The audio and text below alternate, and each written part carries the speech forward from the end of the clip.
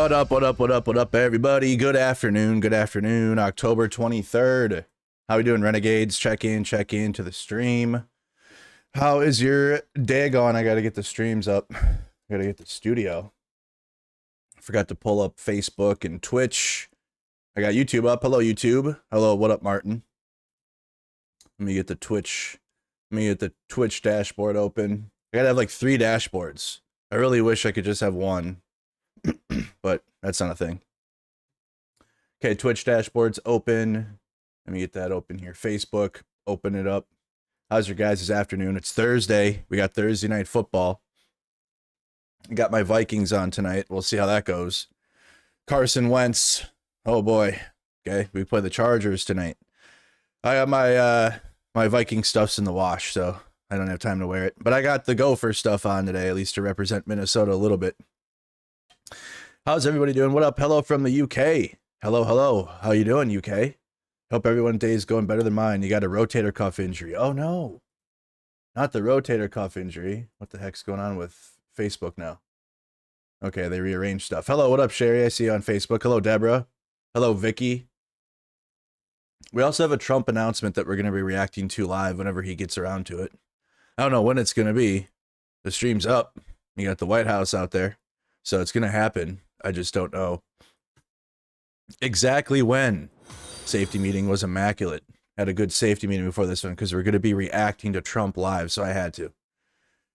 Like yesterday, the day before, I usually don't have a safety meeting before the stream, but we're going to have to listen to Trump for a little bit today with his flagpoles. With his stupid flagpoles. You'll be okay. You're hauling home from Inzer, Depends, tuna, Swedish cookies, and Halloween candy. You're having Halloween. What, you guys, anybody excited for Halloween? It's spooky season. I have tried. I was in the mood for spooky season, and now I'm not in the mood. It's so disappointing. I was going into October like, hell yeah, I bought a whole bunch of horror games to play on my gaming channel. I was excited. I was like, oh, hell yeah, finally I get to enjoy spooky season. Yeah, more like spooky presidency. Yeah, more like militarization of the federal police and gassing our cities in broad daylight. And people getting taken away and beaten and shit. So, I mean, yeah, spooky season, but with the nuance. But now, oh, here we go. Just nice. Yeah. They have waiting music. Wow. Yeah, we really are in the 7th layer of hell, aren't we? It's so sick. Jesus Christ. It's like BioShock. This is the purgatory music. We're in purgatory. Yeah, they're doing the ballroom sampler right now. Is that Gabbard with her gray streak in her hair?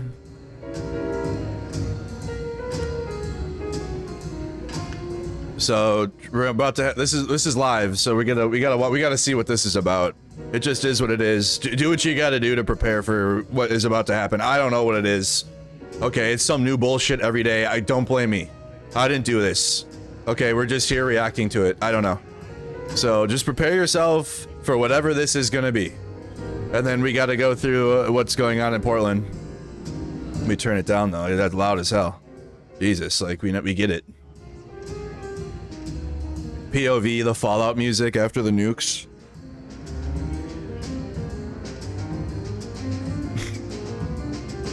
After we go to war with South America.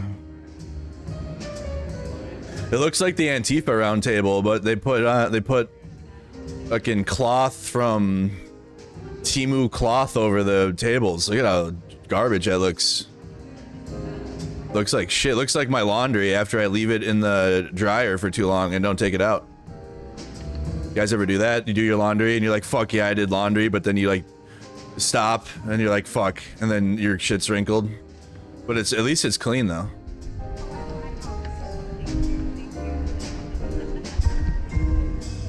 This is ridiculous. This shit is just so ridiculous.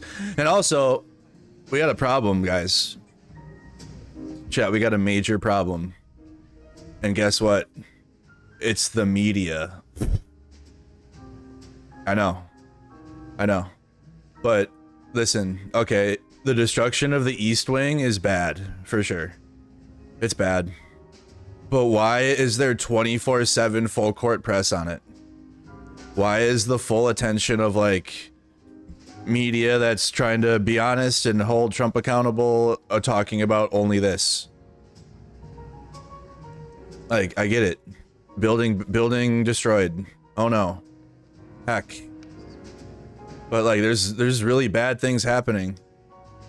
Really, like, I would argue worse things happening than the building.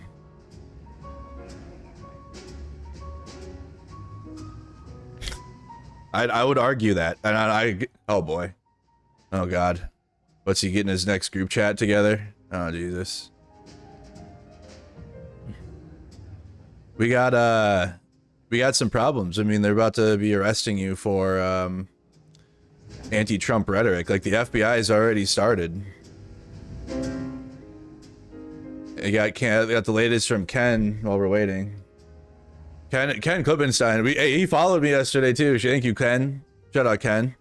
But he's literally like, you know what Ken is like right now? Ken is like the scene from, what's that? Don't Look Up or whatever with Leonardo DiCaprio. And he has that like, and he like has a vision where he like screams. He said he's becoming the Frank Grimes, and you got to be like my age or older to understand that one. But the Don't Look Up scene where Leonardo DiCaprio is like, our president has lost his fucking mind. Because that NSPM7 is really bad. It's really bad. Like, I'm not even going to sugarcoat it. It's bad. Yo. Like, wrong speak. 1984 Orwell. Happening. It's going to happen soon. So, enjoy your free speech while you can. I don't know. I try to dress it up a little bit. So I don't want you guys to like fucking be all sad and shit all the time. Don't do that. Like, find hobbies. Find hobbies. That's the best thing I can recommend. Find a hobby. If your only hobby is consuming news media, then come on. It's going to be tough because it's going to suck. It's going to suck so bad. Okay? So we're going to have thought crimes and wrong speak on this from this administration. That's what this is. Just to make it clear. I obtained, and then his latest from Ken. I obtained video of 2 FBI agents visiting an anti-ICE protester not charged with any crime. While the media continue to mock Trump's war on Antifa as legally impossible, the FBI is quietly implementing it. The media. Oh no, the East Wing. That the 99.9% of Americans have never been into. Oh no. Meanwhile, FBI agents already starting to visit anti-ICE protesters. Oh, I forgot these things. They keep talking. It's already happening. James, James Keith. This is how they came to me. This is how they came to me in 2020 asking for more video footage of like the riots. And they did. And I was like, I just streamed everything. Like, it's all on my Facebook. I didn't take any additional video or photo because they were looking for people that were burning shit and doing that. And I understand that part. I understand that because you had people coming in from out of state burning Minneapolis and fucking white nationalists burning the buildings. So I understood that part. But like, I've been through this one. And they look just like this. And they come with their little fucking clipboard. And they're, yeah, the sunglasses on the forehead. That's a classic. They're usually khaki pants and like some button-up little polo thing. And they're like, hi, we're the federal government. We're looking for additional information. But I didn't have shit. I just had my stream. So I was like, no, I don't have nothing. Like, and then they left. I didn't have to like come into the station or anything. They called me and was like, if you do, I'm like, I stream everything. Everything's on social media for everybody to see. I don't do that. I don't do that shit. I'm not a little fucking unpaid little Fed agent like these MAGA are doing out here. To being little ops. Little Timu feds out here. Hey, Miles. Nice to meet you, brother. Good. How you doing? We came out here to ask you questions regarding a protest that happened on the 11th of June. On the 11th? Yeah. What protest? There's a protest out by the country club in Valencia area. And we've been just basically going around asking questions for a few people that were brought up, and your name was brought up. So I want to see if you had a couple minutes to answer some questions. Your name was brought up. Yeah, who are you with? I'm with the FBI. My name's Okay. James. Okay. So I just want to know if you have a few minutes to chat. So Yeah. I can ask about the protest. Inside? Yeah, wherever you want. Go ahead. Yeah. Or, I got roommates. Can we do it out? Oh, yeah, absolutely. Yeah, we're not trying to, Never let them in your fucking house. That was almost sus. Never let them in. And then you don't even need to talk to them. Like you have zero obligation to talk to them. You like take their card. You'd be like, I have nothing, no matter what. No matter what your situation is, you don't talk to them. Not without a fucking lawyer present. No matter what. You keep them outside, and then you keep it quick and take their card. They'll give you a card. They will give you their card, and then they will tell you to call if you have anything else that you want to say. And honestly, they'll probably call you again. They'll call you. They'll call you, and then you say the same thing. I don't have shit. Nah, I don't have nothing. They have nothing. They cannot go inside your house unless obviously if you invite them in. But they have to have a warrant to go in your house. Holy shit. Okay, so well, the media continues, this is from Ken again, well, the media continues to ignore it, even mock Trump's war on Antifa terrorism is legally impossible because there's layers of it. There's always layers to the shit, right? And you have to have a brain that can handle this. And if you don't, it might be tough because it's going to feel like a roller coaster ride. So Trump's war, it's like in the media of what Trump's doing, and like how he's reacting to the protests and what the protests look like. And have you got inflatables out there, just normal ass people out there, like the most non-militant people in the protests. And that's creating a degree of separation from like also what Trump is doing, and which is going and investigating protesters, increasing the amount of ICE agents. There's going to be surges in cities. He just called off the San Francisco surge, which he was going to do. I'll pull that up after whatever the fuck this is going to be. Their whole team is there. This is, I don't know. They're probably going to be talking about the surge or something. He already mentioned it. There's going to be a surge. So, and also in neighborhoods not related to the Portland protests or like where the protest site is, ICE is going into city by city now. They just went into New York and went into Canal Street on New York, and they're doing the same thing in multiple cities, like over and over and over again. And they're going in and just grabbing people from their workplace or whatever they're doing in broad daylight. And then people are responding. And then ICE is making propaganda. And the DHS is making propaganda out of it. And it's bad. And no, I feel like besides Ken and other independent journalists that I tell you guys to follow, no one is everyone's talking about the fucking White House East Wing. I give a fuck about that, chat. I mean, I'm gonna try to calm down a little bit. Because this is, like, yeah, bad for sure. Building, oh no, it's really bad. What's actually happening here, and it's like under the surface. It's like a couple layers under the surface of like everything. Because yes, the protests are peaceful. Yes, Trump's response to the protest is ridiculous. Yes, his rhetoric about the cities, about them being war zone, is lies. But he's still acting on that underneath the surface with the federal government. Okay, so all of that is still happening. All of if you speak against Trump, or if you attend a protest and you're like, I'm Antifa, and like they're gonna come and knock on your door, it seems. Which is what Trump said. He said they're gonna use the weight of the FBI to crack down on Antifa. That's what that Antifa roundtable was. They have the whole team here for this. I don't know what this is gonna be. The state dining room, they're making an announcement, so probably more about that.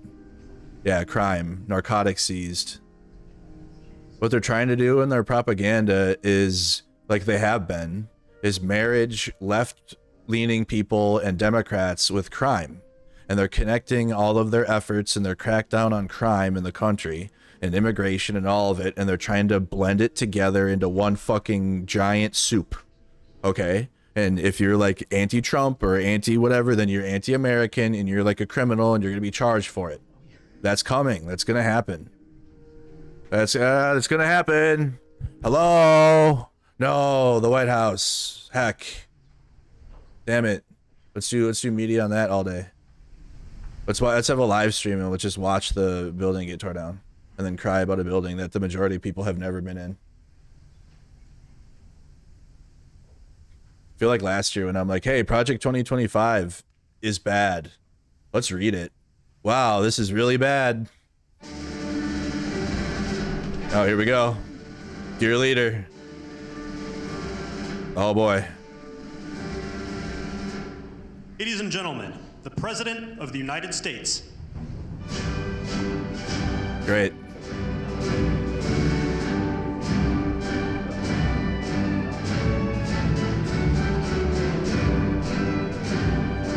They have a live band there? Nice.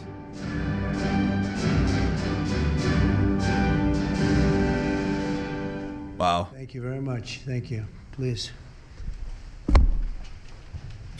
Not the live band. That's crazy. It's a great honor to have all my friends here. Oh, wow. It's like Old Home Week.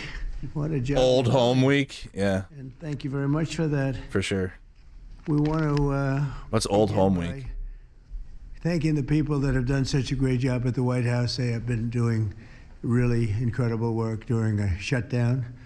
I don't even know if they're supposed to be working, but they wouldn't miss a day. So I just want to thank everybody for that very much. And we're here today to discuss a sweeping, unprecedented, and historically successful operation that what happened to the energy already? Carried out in recent weeks to arrest, prosecute, and permanently remove members of foreign drug cartels from American soil. And the people gathered around this table are the ones that are doing it, and in this room. Buddy's tired already. Like some of them, I'm surprised they're not actually at the table. You people should be very insulted by that. But you've done a great job back there. On my first day in office earlier this year, I signed an executive order to officially designate the drug cartels and savage transnational gangs as foreign terrorist organizations. It was my honor to do so. And on that same day, I also signed an order directing the creation of the Homeland Security Task Force to bring together all federal, state, and local partners to achieve the national policy goal of eliminating the cartel presence in America once and for all. And the results are, and it's early, and the results are spectacular. Led by ICE and the FBI, this task force includes the Department of Justice, the Department of War, DHS, the intelligence community, ATF, the DEA, the U.S. Marshals, and the state and local agencies. Is this enough? Part of our country. Other than that, we don't include too many people. I'm gonna smoke all of That's a hell this. of a group, isn't it? Huh? When you think of it, that's not a group you want against. These nugs aren't so big, chat. Yeah, They're certainly smaller not nugs one today. time. But it's In okay. addition to the task force members, we're pleased to be All joined nugs by are good nugs. representatives of law enforcement at every level, the highest level, actually, but every level, including National President of the Fraternal Order of Police, Patrick Yos. Where's Patrick? Patrick, thank you, Patrick. Thank you for the endorsement, too. That really hit it off. I would have gotten 98% anyway, but it was still good to have your endorsement. Thank you, Patrick. I don't forget those things. President of the National Sheriff's Association, Chris West. Chris? Thank you, Chris, very much. Great, good job. Major Cities Chief Association Executive Director, Laura Cooper. Laura, thank you, Laura, very much. Major County Sheriffs of America Executive Director, Megan Noland. Megan, thank you. Thanks, Megan. Thank you very much. And President of the National Border Patrol Council, my friend, and a very good speaker, by the way. Whenever he gets up and speaks, I say, that guy can really speak. I don't know. I don't want him to run for office. I want him to stay where he is. Paul Perez. Paul. Thank you, Paul. Where is Paul? Yeah, Paul. Paul, what are you doing over there, Paul? Better not run for office. Good speaker you are, though, Paul. I mean it, too. You've made some incredible speeches, and all from the heart, too, right?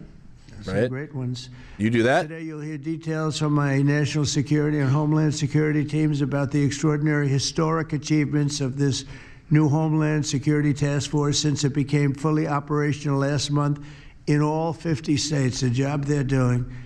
What we inherited from this past administration is like this. Here it comes. In a Biden. matter of weeks, the task force has made the largest number of Jesus arrests of Christ. cartel leaders, operatives, and Every gang time. members in American history, more than Do a poll. 3,000 and counting. That includes members of the ultra-violent New Generation Cartel, the Sinaloa Cartel, the LNFM Cartel, MS-13 Cartel, and you know MS-13, the gang, and Tren de Aragua, another beauty. That's a group of real garbage we have to deal with. that we Thanks, shouldn't have to Biden. Deal with. Yeah, Biden. These are, in addition to the massive numbers of dangerous criminals my administration arrested nationwide since January 20th. I will do a poll. numbering Over 120,000. It's a record. And 120,000 criminal arrests. Thank you very much. Unfortunately, for 4 long years before I took office, the last administration allowed the cartels and their operatives to frankly take over our country, to freely infiltrate America and all the communities nationwide. Along with transnational gangs, these groups have unleashed more bloodshed and killing on American soil than all other terrorist groups combined. These are the worst of the worst. It should now be clear to the entire world that the cartels are the ISIS of the Western Hemisphere, in addition to their monstrous violence, such as cutting off heads, burning their enemies alive. R-wording women. Innocent people alive, too, by the way. Got to say that one too, Trump. The cartels control large swaths of territory. They maintain vast arsenals of weapons and soldiers, and they use extortion, murder, kidnapping to exercise political and economic control. Thank you very much, Joe Biden, for allowing that to happen. Yeah, thanks, Biden. Biden surrendered the, He did the thing. I mean, he just surrendered our country to the He did the cartels. meme. Don't worry, we're taking it gets better. We're taking it back. It's really fast at levels that nobody's ever seen before. But what it. we had to put up with, what we inherited, was just a disgrace. And while Biden was president, Just smoke a joint, it's better. I think the auto pen was president, not Biden. Yeah, Nearly not that 100% of those who auto pen infiltrated president. our southern border did so because they were personally. He's already approved. started. They admitted they were. Can you just, believe it? What happened? Just wait. Assisted by the most dangerous and violent criminal organizations anywhere on the planet. The worst people on the planet they allowed into our beautiful country.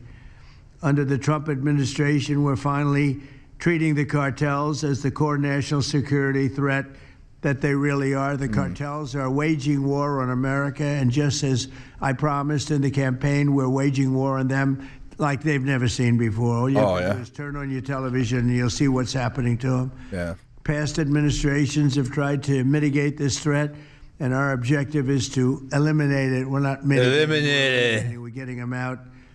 The bad ones we're putting in prison. We hate to do that because that means we're stuck with them for 50 years. Yeah, Biden. More. In recent weeks, our Homeland Security Task Force has seized more than 70 tons of deadly narcotics, along with more than 1,000 illegal guns. And that's just recently. This is already the most successful anti-cartel and anti-gang operation in American history, and it's just getting started. We have incredible people. A lot of them are in this room with us today, and it's an honor to have them. But we're going to not stop until the threat has been fully and completely eradicated.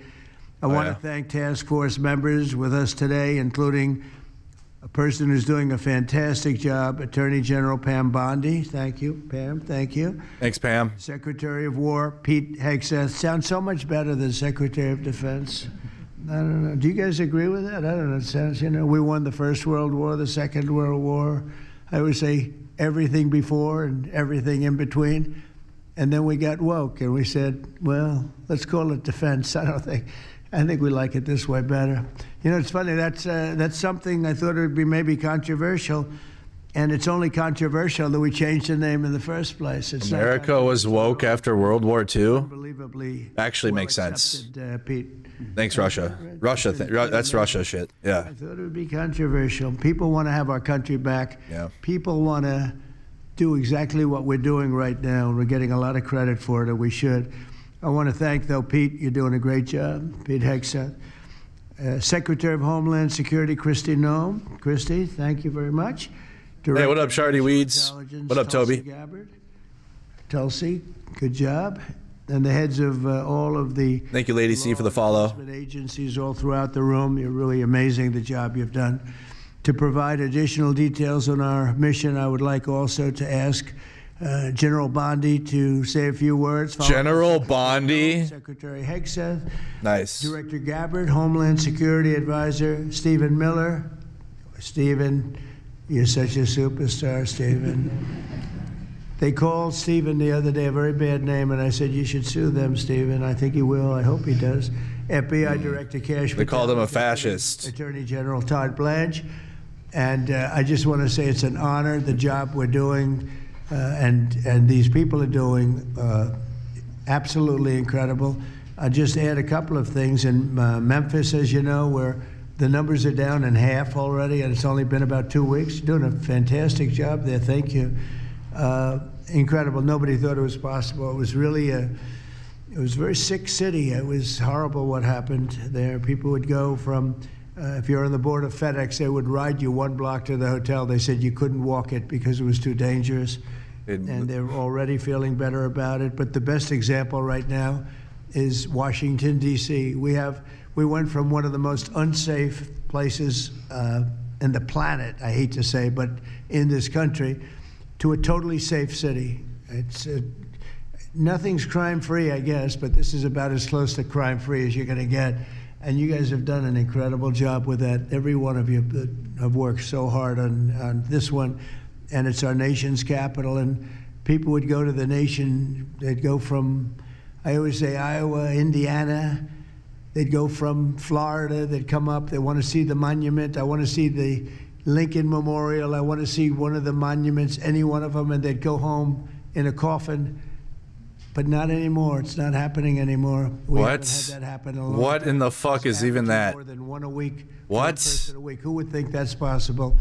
And it hasn't happened anymore. And we have a safe city. We have a city where the restaurants are booming.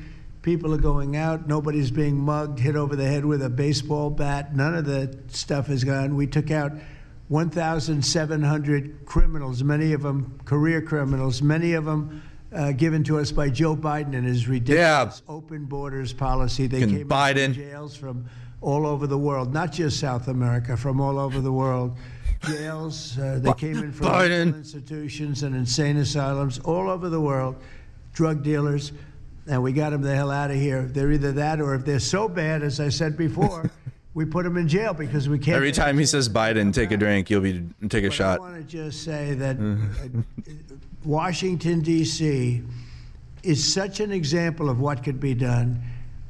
And now the same thing's happening in Memphis. We're just halfway through the process, and already the numbers are far superior, far better than what we would have thought at this time. He's not reading his script. I just saw the number. Oh, boy. Last week, it was last weekend, 4 were murdered, 11 were shot. And then I have this guy Pritzker, is a very weak governor. Let me be nice. I'm going to be very nice. He's extremely weak. He's pathetic. I have Pritzker get up and say how great they're doing in Chicago. They're doing very poorly. So 4 were murdered. 4 murders. I would say, and that was not a bad week for him. Okay, that was not a bad week. He said somewhere 18 or 19 were murdered. And you know what his excuse was? What's that? That was a long weekend. Oh. Okay. Yeah, you said that one. He said that was a long weekend. Yeah, you already used that one. Bad. Nice. The mayor is worse. I mean, you said that like a month ago. Low IQ, very low IQ. Yeah, you said that one too. We need low IQ people. We need people that are going to take care. And I love Chicago, and I love those beautiful women. Black women, beautiful women wearing MAGA hats, and they're all over the place in Chicago. It's his beautiful black MAGA women. It's the National Guard. I heard this one. It's the Army, Navy, Coast Guard, Marines. They'll take Space Force, okay? Space Force, send them in. They couldn't. They just don't want to be. Send the black MAGA women into Space Force? Shot in the head, and we stop it. So we're going to be given a very special. What's going on? We're going to give Chicago very special care. Okay. As you probably know, maybe you heard, we were going to do a big surge in San Francisco, but I got a great call from. Thank you, Gene. Some incredible people, some friends of mine, very successful people. Mark, who's everybody knows him. Then there's fucking Mark. Jensen, everybody knows Jensen. NVIDIA, and others call me from San Francisco. NVIDIA? Did he say? We're working really, really hard with the mayor, and we're making progress. Would it be possible for you to hold off the surge? And The surge. I had 4 or 5 calls, and I think they're making progress of their own. That would be the greatest. I mean, if they could do that, that'd be great. And they have great competence in those people. I mean, incredible competence. Some of the smartest business leaders, and they're working very well with the police department. They're doing a good job. So we are holding off that surge, everybody, and we're going to let them see if they can do it. We're not doing it now. Do it much faster. I know we can do it faster. I think we can do it better than anybody. We can take criminals out that they're not going to know about. Write that down. They don't have the legal authority maybe to do what we can. But I'm okay with it, and we're going to let San Francisco has the potential to be. Write that down, Marco. Great city has the potential very quickly to be a great city again. And these are the companies that are there that are all working, and those are the people that asked me, could you do away with the surge, and let's see how it works. And we'll do that. If we need to, we'll do it. But it's possible that we won't need to, and we will be focusing on other places like Chicago. And we'll have Chicago taken care of very quickly. But just remember, 11 people shot, 4 people murdered, okay? And that was this weekend. And he said it was Chicago. And then you'll see Pritzker get up and talk about, well, say it again. We have it under control. They don't have it under control. It's just the opposite. It's getting worse. Yep. So he'll say it at least twice, 2 more times. Give the go-ahead, which is all I have to do is give the go-ahead. Big court case the other day on the National Guard. That was a good case. Same thing with Portland. Speaking of that, because that's where we won it. Yeah. But you haven't won. I looked the other night, Saturday night. Portland is like burning to the ground. And is it? It's just friendly stuff. The whole place is burning to the ground. Wow. So we'll. Portland is burning to the ground, chat. It's still burning. Anything else? That's crazy. Portland's crazy. It's crazy. Listen to these radical left people talking about it's really okay. You're seeing things. You're really seeing things. So we're going to take care of Chicago. We're going to take care of Portland. We're going to take care of Memphis. We're proud of D.C. There's nothing to take care of anymore, but we're not going to let it ever go bad. It's never going to happen again, our nation's capital. And with that, I'm just going to tell you that Pam Bondi has done a fantastic job. It's burning. Say a few words, please. You gotta it's funny, but you gotta not take it seriously too. This is all about collaboration. And you gotta take it seriously. I'm looking around this table. We all work so well together. I don't think another administration in our nation's history has worked so well together. Wow. We talk constantly, Secretary Noem, Tulsi. And you're just the best president. But also all of our agencies working hand in hand, and that's why this is so successful. And these people and it's your leadership. Are working 7 days a week, 24 hours a day, even though the Democrats have tried to shut down the government. Yeah. I'm laughing because you're around the clock. You're all over the world. Director Patel, you're unstoppable what you're doing around this country. Unstoppable. Gowdy Serralto, U.S. Marshal. Rob Sakata and Dan Driscoll wearing your ATF hats. Rob, I was on the texting, Todd Blanche and I were on texting you at 1 a.m. on cases. I mean, that's how committed all of these people 1 a.m. texts. Just keeping all so of our committed. citizens safe. And that's what it's all about. Same. And this project is the brainchild of Stephen Miller. Wow. And you are doing so much to keep our citizens safe, our kids safe, and get these drugs off our Little streets. Stephen. Mayor of San Francisco and I are going to be meeting on fentanyl in a few weeks and working hand in hand on that. Secretary Noem spoke to him. But the results of this last month have been historic. As the president said, in the last month, think about this, 3,200, more than 3,200 violent gangs and drug dealers have been taken off the streets. Off the streets. Now, Director Patel and all of these agencies have also been working so hard on getting the leadership. but we are getting all the gang members off the streets and So you're doing all of this and you only got 3,200? MS-13 and more, TDA. 91 tons of drugs. You know how many people are in America, you guys? As a result of this task force. How many people live here? To try to put this in perspective for you, this would be filling 4 18-wheelers. Wow. Four of them. All the drugs just in the last month that have been taken off the streets. Wow. 58,000 kilos of We got cocaine. Blackhawks flying over cities and shit. Swimming pool that would fill 1.5 swimming pools. Wow. Just the powder cocaine 1.5. that has been removed, saving lives this last month. Wow. Thanks to all of these people around the table. 2,300 kilos of fentanyl powder and Drug dust. 2.1 million fentanyl pills. Wow. Off the streets. Nice. And as the president said, more than 1,000 illegal guns. The Biden Illegal guns. administration was for way too long. All of these great law enforcement officers surrounding the table were not able to do their jobs. What they've said is now they've been uncuffed. They can do their jobs now. They've been uncuffed. We've been watching transnational gangs grow in our country, become organized. They have to say transnational because the word trans is in it. All of our states, but no longer under President Trump. We are destroying the infrastructure. Trump's getting tired of it. We're no longer Hurry this up, Pam. He's getting fed up. These great men and women are on offense. You're talking so too you much. Better get ready. We're dismantling the cartels, and we are taking the leaders into custody and all of the gangs. We are going to supercharge this work. He's getting This missed. is not a pilot program. This is permanent. We are here to stay. And Secretary Hegseth, we couldn't do this without you and the Department of War. Thank you all so much for everything you're doing around this table, working tirelessly.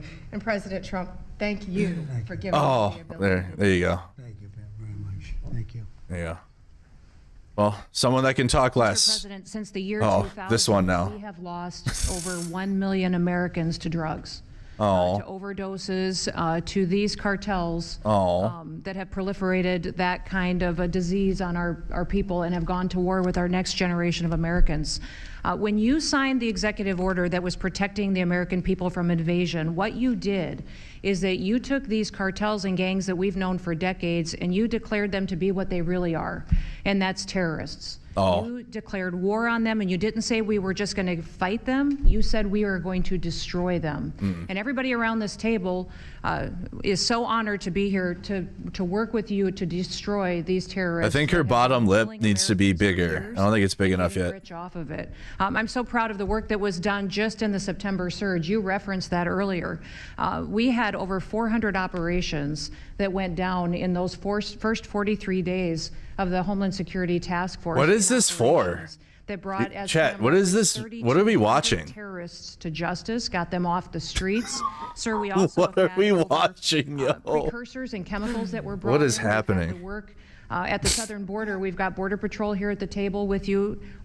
Fentanyl has Another been round table. 50% coming into this country. Fucking over our glaze borders. session. Continue to work not just nationally, but This is a glaze internationally on our session. maritime borders. We as have well. them The now. ICE agents that have so much violence against them and threats against them, sir, they get up every day ready to work with this task force to be able to keep people safe. And then Wow. we've got Coast Guard, who's been doing just a ton of our incredible interdictions out on the seas and the waters in cooperation with operations that you've targeted In the Caribbean seas and the Department waters. of War. And sir, I just want to thank you for the leadership you put at this table, for your cabinet members, for Stephen Miller, for putting this in place to make sure that what you did when you consolidated the Homeland Security Task Force, you took 1,000 other task forces that were already established in the federal government. Why is Pam Bondi wearing? Them into this room. I just realized. Group right here, so that we can look at each other in the face. Is that an every American day flag and say, necklace? What's our problem? How do we address it? How do we fix it? And then we go to work together with our arms linked to do exactly what you told us to do. And that's not just protect the American people from invasion, but to kill these terrorists. You gave us the task to eliminate them, destroy them, so that they can't destroy the next generation of Americans. So thank you, sir. Thank you for. Thank you, Mr. President. You're the best, the greatest. Good job. Thank you. Pete? Next one up to glaze me. Mr. President, for your leadership. Thank you. Chief, likewise, Tulsi and Todd and Dan and Pam and Christy and Stephen and Cash. I mean, I could go around the table. From the Department of War, we are thankful and grateful for the incredible effort that your agencies put in. And we could not be more proud to Why is Marco Rubio not sitting next to Trump anymore? Not kind of over here, but front and center on the Homeland Security Task Force, right there with you. Because our department has spent over 2 decades defending other homelands, and we're very proud to be defending our own. And if you talk to the troops down... Oh, Rubio's in Israel? Oh. President morale is sky high and continues to be, because they're proud to be defending their own communities, their own state, and their own country. So when that executive order was signed, the mission was clear: protecting the American people against invasion. And so the Department of War went straight to the southwest border. We still have 10,000 troops there. We have national defense areas. We're standing alongside the Border Patrol, and we've locked that border down, 100% control of the southwest border. You stop the invasion. And then we're proud to be going on the offense, counter-cartel operations. And it's not counter-cartel, as was mentioned. These are designated terrorist organizations, foreign terrorist organizations. Our generation spent the better part of 2 decades hunting Al-Qaeda, hunting ISIS. Well, as the president said, this is the ISIS, this is the Al-Qaeda of the Western Hemisphere. They intimidate, they terrorize, they extort, they poison the American people. The president's right. Every boat we strike is 25,000 Americans whose lives are saved because of the drugs that were headed in our direction. So our message to these foreign terrorist organizations is: we will treat you like we have treated Al-Qaeda. We will find you, we will map your networks, we will hunt you down, and we will kill you. Oh. And you've seen that evidence in the maritime domain, whether So it's strong. in the Caribbean or in the Pacific with the last 2 strikes. We know exactly who these people are. We know what networks they work with, what foreign terrorist organizations they're a part of. We know where they're going, where they originated from, what they're carrying. And they know we know. Trump's board. That will soon start to change the calculus of these boats. So the critique of this is, of course, as often is the case, wrong. We know our authority. He looks so droopy. Tight, and we're going to treat them like foreign Just drooping over there. on the offense. So the Department of War is not going to degrade or just simply arrest.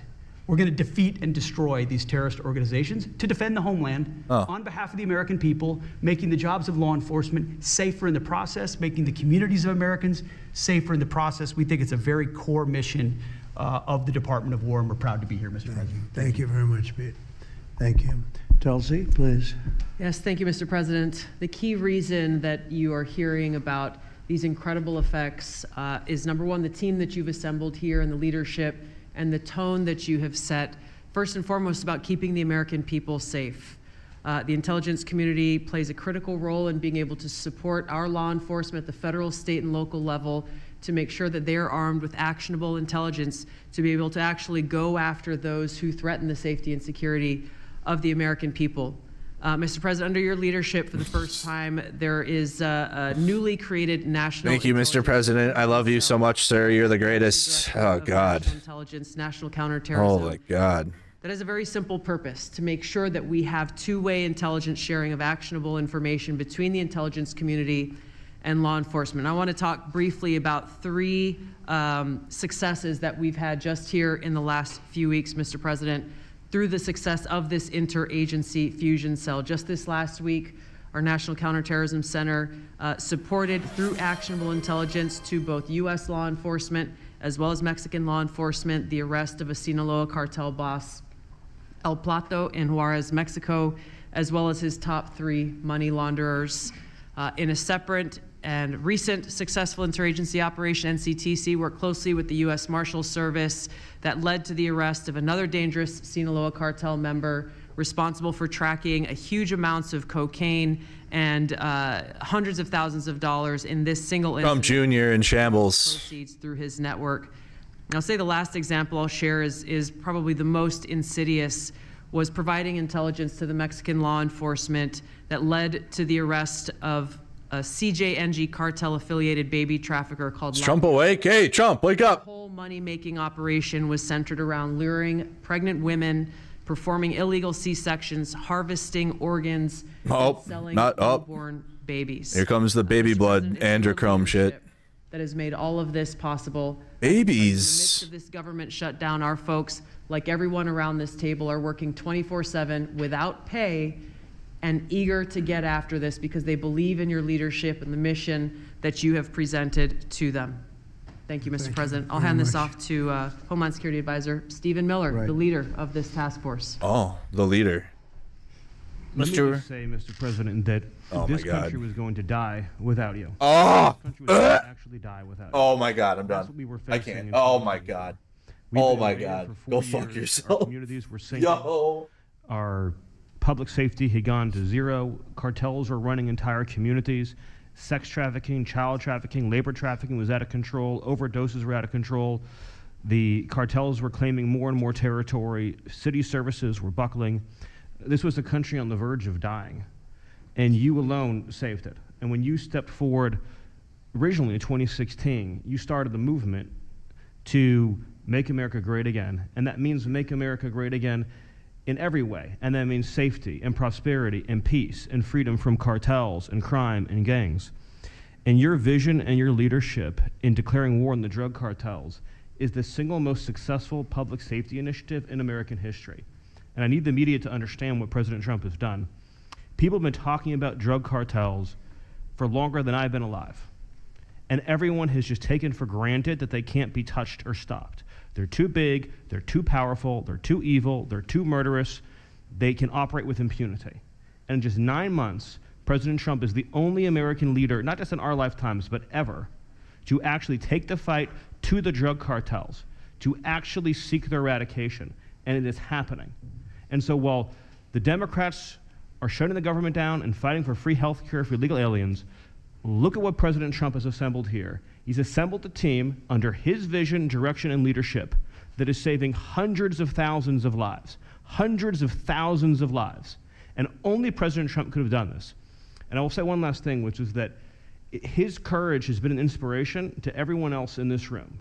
There are people in this room, I'm looking at, for example, at Todd Lyons, who have been relentlessly doxxed. This is insane, yo. When they see President Trump's courage, what he's been through for 10 years. Why don't you blow him after? And they came after his family. Jesus. His safety, his freedom. Wow. Everyone at this table knows we can give whatever it takes to get the mission done. So President Trump, thank you for your leadership, your boldness, your courage, and your vision. We're honored to serve underneath you. Well, I want to thank you, Stephen. And I have to say that, I've been making the rounds. I'm leaving tomorrow. He gets pegged for sure. Like his wife pegs him. President of Ain't no way, dude. Where I think we're going to come out. Ain't no fucking way. Everyone's going to. Never in my life. But everybody said the same thing. A year ago, we had a dead country. We were a dead country. We really were in a lot of ways. Not just this. We were dead as doornails on this, but we were a country that was in serious trouble, and beyond that. And we have the hottest country anywhere in the world right now. So hot. The whole world is talking. The whole world. The hottest country anywhere in the world. Hottest. We can clear up this crime in our cities. We can do it quickly too. They showed how quickly we could do it in D.C. It was a real bad place. It was a real mess. Dirty, filthy, disgusting, graffiti all over the place, tents on every ounce of parks that we had. What? Disgusting. And I rode around last weekend. Ounce of parks. I felt very safe in that car, but I would have done it without it. I wouldn't need that car so much anymore, I will tell you. But the place was clean. We've started that also. Not only law and order, but the cleanliness is important. I think cleanliness is almost a part of law and order. If you see dirty, disgusting streets and potholes all over the place and railings falling down and graffiti all over the beautiful statuary marble columns, those gorgeous columns. What? It's all gone. And wow. I think it's a part of it. I really do. I think it's a big part of it. The graffiti. But we have a city that we can be proud of. We're going to be that way with every city we have. That's why with San Francisco, I wish but we could do it so much faster. I told the mayor, I love what you're doing. I respect it, and I respect the people. The fuck was that? They're the biggest people in the country. They're the biggest people in the world. Just got attacked by him again. The high tech. Some people like them, some people don't, but they're smart. And they want to do it. And I said, I am so honored to let you do it. And if it doesn't work out, we'll do it for you very quickly. But I just want to thank the people around this table are amazing. Cash, please go ahead. Mr. President. Mr. President, I'll just keep it short, but I think you're the greatest. What the media should realize is the amount of courage it takes to do this. And you led that mission. You led it during your campaign, and you brought it to the American people. I think the media should focus on some of these numbers the Attorney General just riled off. Those aren't numbers, those are lives. Lives saved by the millions. Enough, excuse me, enough fentanyl to kill over 200 million Americans, gone, evaporated off our streets permanently. Your vision to safeguard American freedoms and our children and our future is the most courageous thing I've ever seen a president of the United States ever do. My God, and your brother. ability to marshal it out in 8 months. Wow. 8 months. These statistics would have taken other administrations decades. Decades. And the partnership that you see around the table, I just want to, sum it up. What? When I call these folks around the table, when I call our state and local law enforcement partners who have been absolutely critical to this mission, when Stephen Miller called me and said, we're going to create the Homeland Security Task Force and the FBI and DHS are going to co-lead it, I said, absolutely. The country's been yearning for this and needing it. And the one thing I see different than any other administration is when I call these people, they pick up. I don't get a voicemail. When I make an ask, they answer. And the same is true. And so the FBI is playing a pivotal role in your administration in helping lead out this mission. And Stephen's vision has finally come to life. And instead of attacking the people at this table, maybe the media should go out there and talk to the lives that have been saved forever. And the communities that have been safeguarded, because it takes courage to do that. It takes courage to implement that plan, and it takes a president and President Trump to put a leadership team like this together. We are actual friends, and I know the media doesn't want to call us that, but we do that. We do hang out. We do work together. We hang out. It's a 24/7, 365 mission that doesn't turn off, Mr. President. And as Stephen said, we're inspired by your leadership, and this country's thankful for these 8 months, and I can't wait to see what the next 4 years looks like. Thank you very much. Thanks, Geshe. Great job. Todd, please. There's more of them. Mr. President, you're the greatest. Over 3,266 terrorists have been taken off the streets in 2 months. And for each of those arrests, there's anywhere from between 4 to 20 law enforcement agents, federal, state, and local, executing those arrests. And that means every one of them are putting their lives on the line to make these arrests, to make our communities safer. And so what I will say to them is thank you, but also what I will say to them is that to the extent that there are politicians, as recently as today, suggesting they are doing something wrong. We have governors, district attorneys, mayors, and even congresswomen suggesting that our federal law enforcement and the state and local law enforcement that are helping them are doing something wrong. That is disgusting and something that we will not tolerate. Oh, really? That every day Attorney General Bondi and I talk with all of our partners, making sure that they know that if any one of our federal agents, our state or local agents working under the HSTF banner are even touched by any of these terrorists or rioters, they will be prosecuted to the fullest extent of the law. Really? When politicians aid these terrorists by trying to give them comfort or protection or suggesting that somehow our men and women are doing the wrong thing, same problem. We will not tolerate it, Mr. President. So thank you to all of our state and local men and women that are helping us, and our federal law enforcement officers that are literally putting their lives on the line every single day. We will always protect you. Thank you, Mr. President. Thank you very much, Todd. A really good job you're doing, too. Thank you. Any questions maybe pertaining? Mr. President.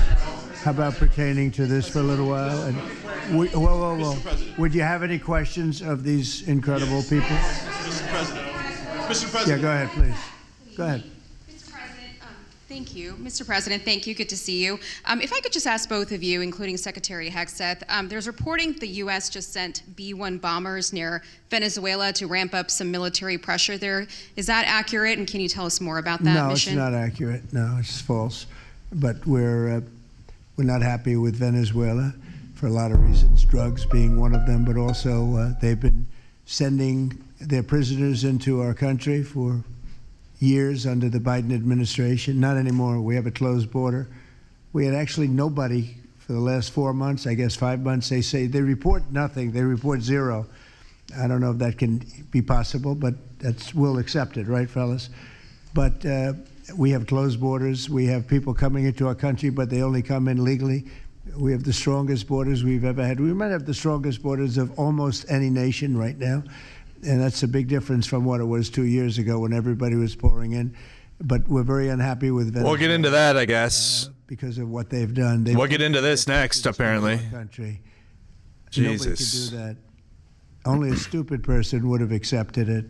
And that's what we had running our country, very stupid people. So he's lying. So we're not happy with Venezuela, I will tell you. Yeah. Mr. President, thank you, President Trump. Go ahead. You okay? Yes. On fentanyl. We're going to lose Sorry him. about that. On fentanyl, we have President some Trump. good medical help right over there. That's all right. On fentanyl, according to CDC data, nearly 330,000 Americans died over the past 5 years from fentanyl. That's 1 in every 1,000 Americans who died. It's more than that, but that's all right. Yes, It's I know more. you think it's even more. I'll be discussing that with President Yes, Xi. so that's actually my question. I figured it I was was. wondering, since it mostly comes from China and has caused such carnage in the U.S., what are you going to say? Little nervous MAGA reporter. Mr. President, I just want to make you so proud. China's now And shaking and shit. through Venezuela to bypass U.S. and Mexico. Mr. President. They are doing that, yes. But they are paying right now a 20% tariff because of fentanyl. That's billions and billions of dollars that they're paying. We're actually, on November 1st, the... Sounds like RFK Jr.'s son. To 157%, which is record-setting territory. And we don't want that because it's not sustainable for them. They can't sustain that. We don't want them to have to go through that. So I'm meeting with President Xi, and I would say we have some big issues, like with the farmers and various other things. But the first question I'm going to be asking him about is fentanyl. And if you think about it, they make $100 million. Think of this. Think of They it. make $100 million Think of it. selling fentanyl into our country. That's it? Million. That's it? They lose $100 billion with the 20% tariff. So it's not a good business proposition. It's $100 billion. I don't know how that's interesting math. I suck at math. To make $100 million. So I think they want to do something. They want to put it on the list. It's on the list. It's one of Yeah, that's my math right there. That makes sense. right at the front of the list. So they pay a very big penalty for doing that. And I don't think they want to be doing it. And we'll see what happens at the end of next week, because I'll be meeting next week, as you know, along with, we're stopping in Malaysia, we're stopping in South Korea, we're stopping in Japan. I'm meeting with President Xi actually in South Korea. So it'll be the first thing on the list. Yeah, please. Yes, Mr. President. On the drug boats, sir, has there been any discussion about capturing one so that you can show They're like, nah. narcotics? Everything about them, yeah. Nah. Jennifer, we know everything about them. We know where they're coming from, who they're coming with, generally who's in the boat. I'll let Generally? a little bit, but they have incredible intelligence. And you know, Nice. usually when you see 5 engines, I've never even seen that before. 5. But when you see 5 engines 5. in a boat going about 65 miles an hour, Average Florida MAGA man with their boats. white powder, Yeah. silver cases. Yep. Generally speaking, that's not a good With the sign. big MAGA flag. Yep. Fishing, right? And you don't see any fishing. Nope. And they don't do fishing either. Pete, I'll let you discuss that a little bit. They got OnlyFans models and shit on their boat with them. You don't see Fuck you mean? in submarines either, sir. Oh.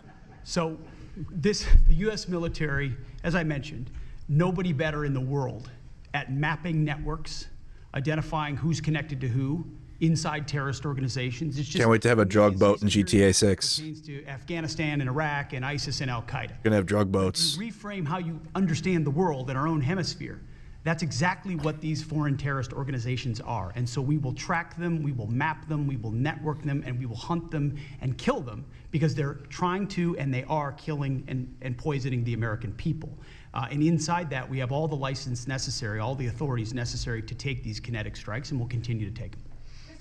And we've been, just to add, because I think it's important, we've been capturing them for years. It's not like, gee, let's capture one. We've been doing that for years, for 25 years we've been doing it. Not at a level like we're doing it now, I mean, just with the hits we're hitting, but we have much more intensity than any administration's ever had. But we've been capturing these boats for years, and they get back into the system, and they do it again and again and again, and they don't fear that. They have no fear. The thing I can tell you right now, it's very hard to find any floating vessel right now on the Pacific or in the Gulf, and I would like to call it by its official name, the Gulf of America. Another little triumph of the Trump administration. I said for years, why do we call it the Gulf of Mexico? It's 93%. The shoreline is 93% ours. I never understood Oh my that. God. I made that change. I never realized how easy that was going to be, other than, I guess, AP. We heard this 6 months ago. You did this one already. Oh, get new material. Sort of semi-prohibited from covering us after that. It was pretty amazing. Yeah. But we have the Gulf of America, and there are very few boats. This guy sucks. Very few boats. Not even fishing boats, to be honest. I don't want to do that to the fishing industry, but it's been so effective. And our sea drugs, as they call them, they use the term sea drugs, the drugs coming in by sea, are like 5% of what they were a year ago, less than 5%.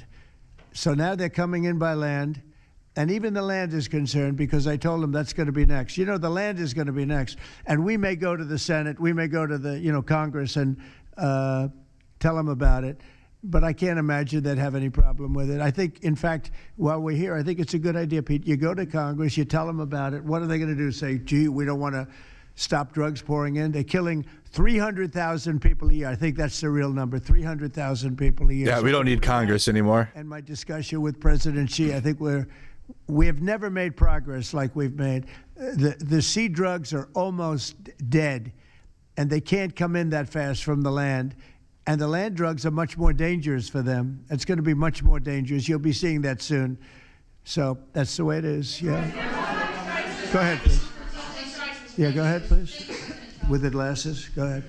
Thank you, Mr. President. With the glasses. I wanted to ask, what's your reaction to Representative Dan Goldman calling on NYPD to arrest ICE agents who he says are acting illegally? He says they are illegally assaulting people and illegally detaining people at immigration courts in New York.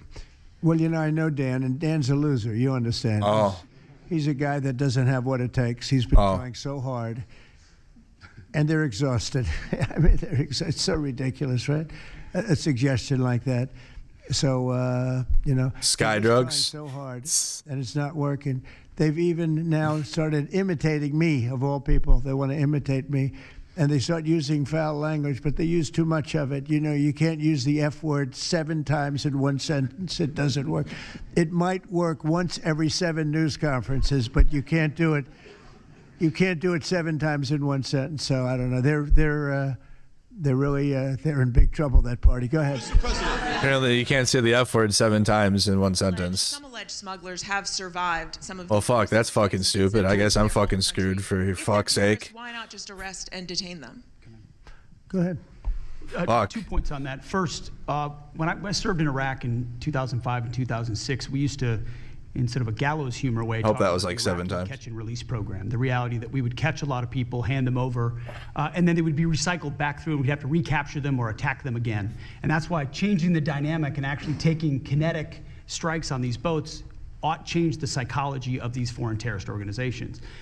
To those 2 that survived the shot on the semi-submersible, think again, compared to Iraq and Afghanistan, the vast majority of people that we captured on the battlefield, we handed over to the home country. Did we always like how it shaped out? Sometimes we did, sometimes we did not. But 99% would go to the Afghan authorities or the Iraqi authorities. So in this case, those 2, they were treated by American medics and handed immediately over to their countries where they came from, hopefully to face prosecution, which is a very standard way of handling something like this. And you'll do that with future survivors, anyone else who survived? We've got protocol of how we'll handle it. Not that guy. He's so hopeless. Go ahead. Go ahead. Yesterday, there was a vote at the Knesset on annexing the West Bank. Do you see it as a challenge to your peace efforts? Could you say that louder, please? Yes. Yesterday, there was a vote at the Knesset in Israel on annexing the West Bank. Do you see it as a challenge to your peace efforts? Will you answer that, please? Because I cannot understand the words you're saying. Where are you from? Where are you from? You're from France. Beautiful accent, but we can't understand what you're saying. Huh? She said a vote at the Knesset on the West Bank. The West Bank?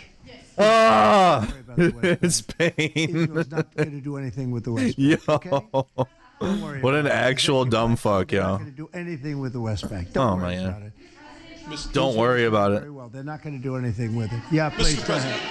Thank you, President Trump, are there any safeguards in place to protect Americans from fentanyl and cartels when you leave office in 2028? Any protocols that could be put in place in case a future administration comes in that wants open borders? And I also have a question for the Secretary of War as well after your answer. Well, the if that's biggest okay. thing we can do is make sure they don't come in, because open borders. Biden. It's Biden borders. It's Biden's amazing borders. the country's even surviving with what we went through, coming in Right. by the millions, Right.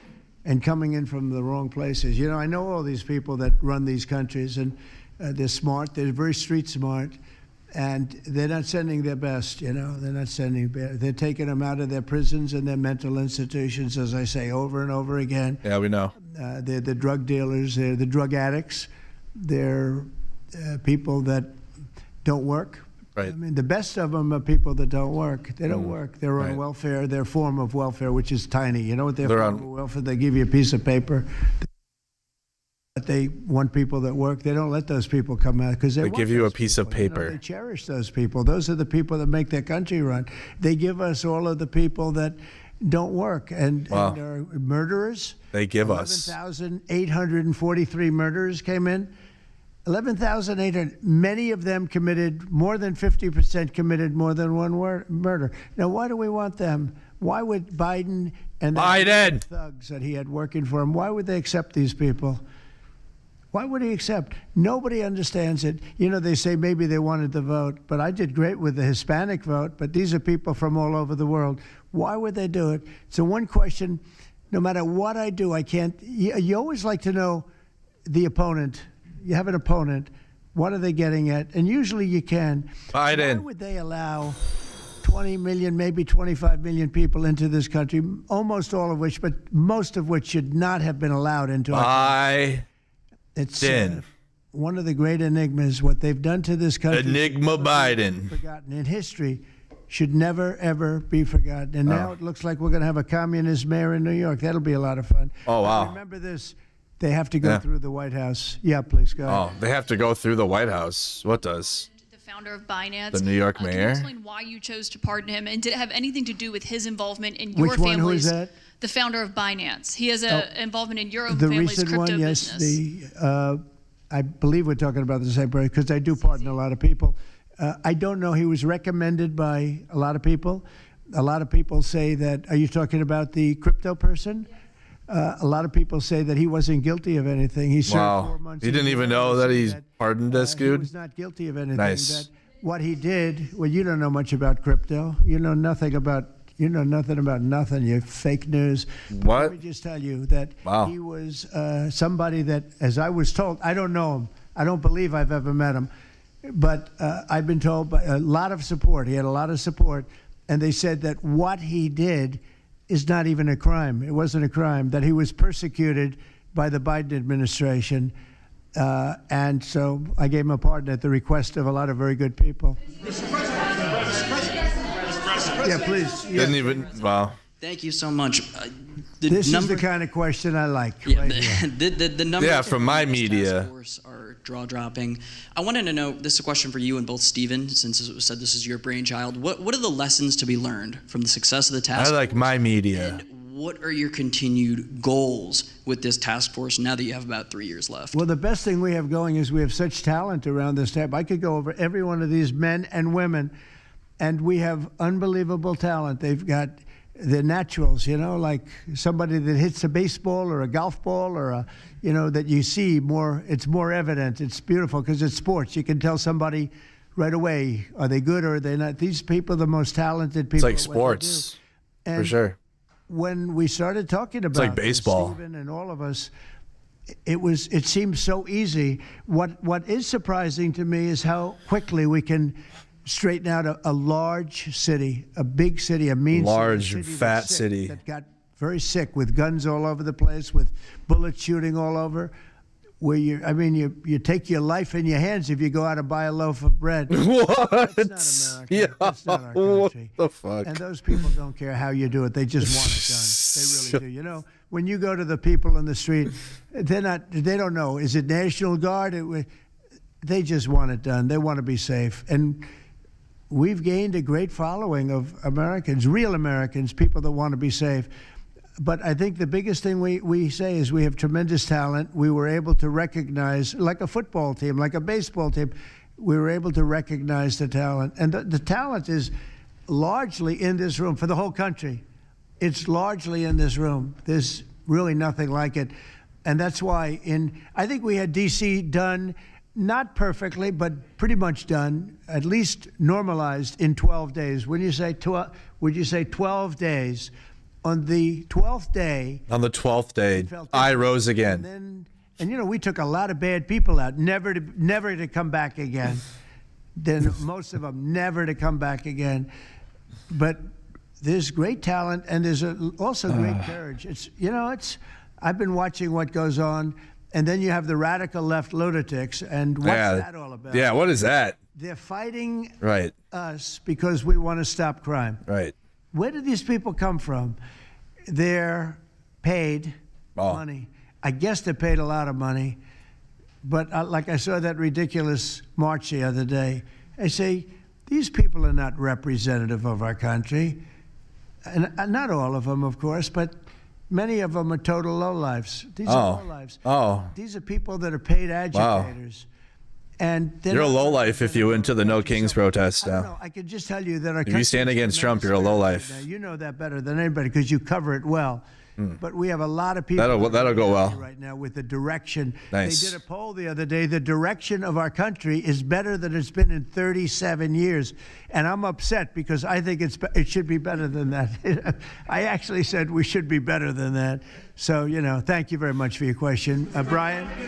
Mr. President, yes. Thank you, Mr. President. You guys have done an amazing job in Memphis. Some of those numbers Thank you, Mr. President. staggering, and we've gotten message on Marjorie boyfriend. I want to thank you for that. But I think, can you talk about the number of missing children you guys have discovered in Memphis? That's amazing.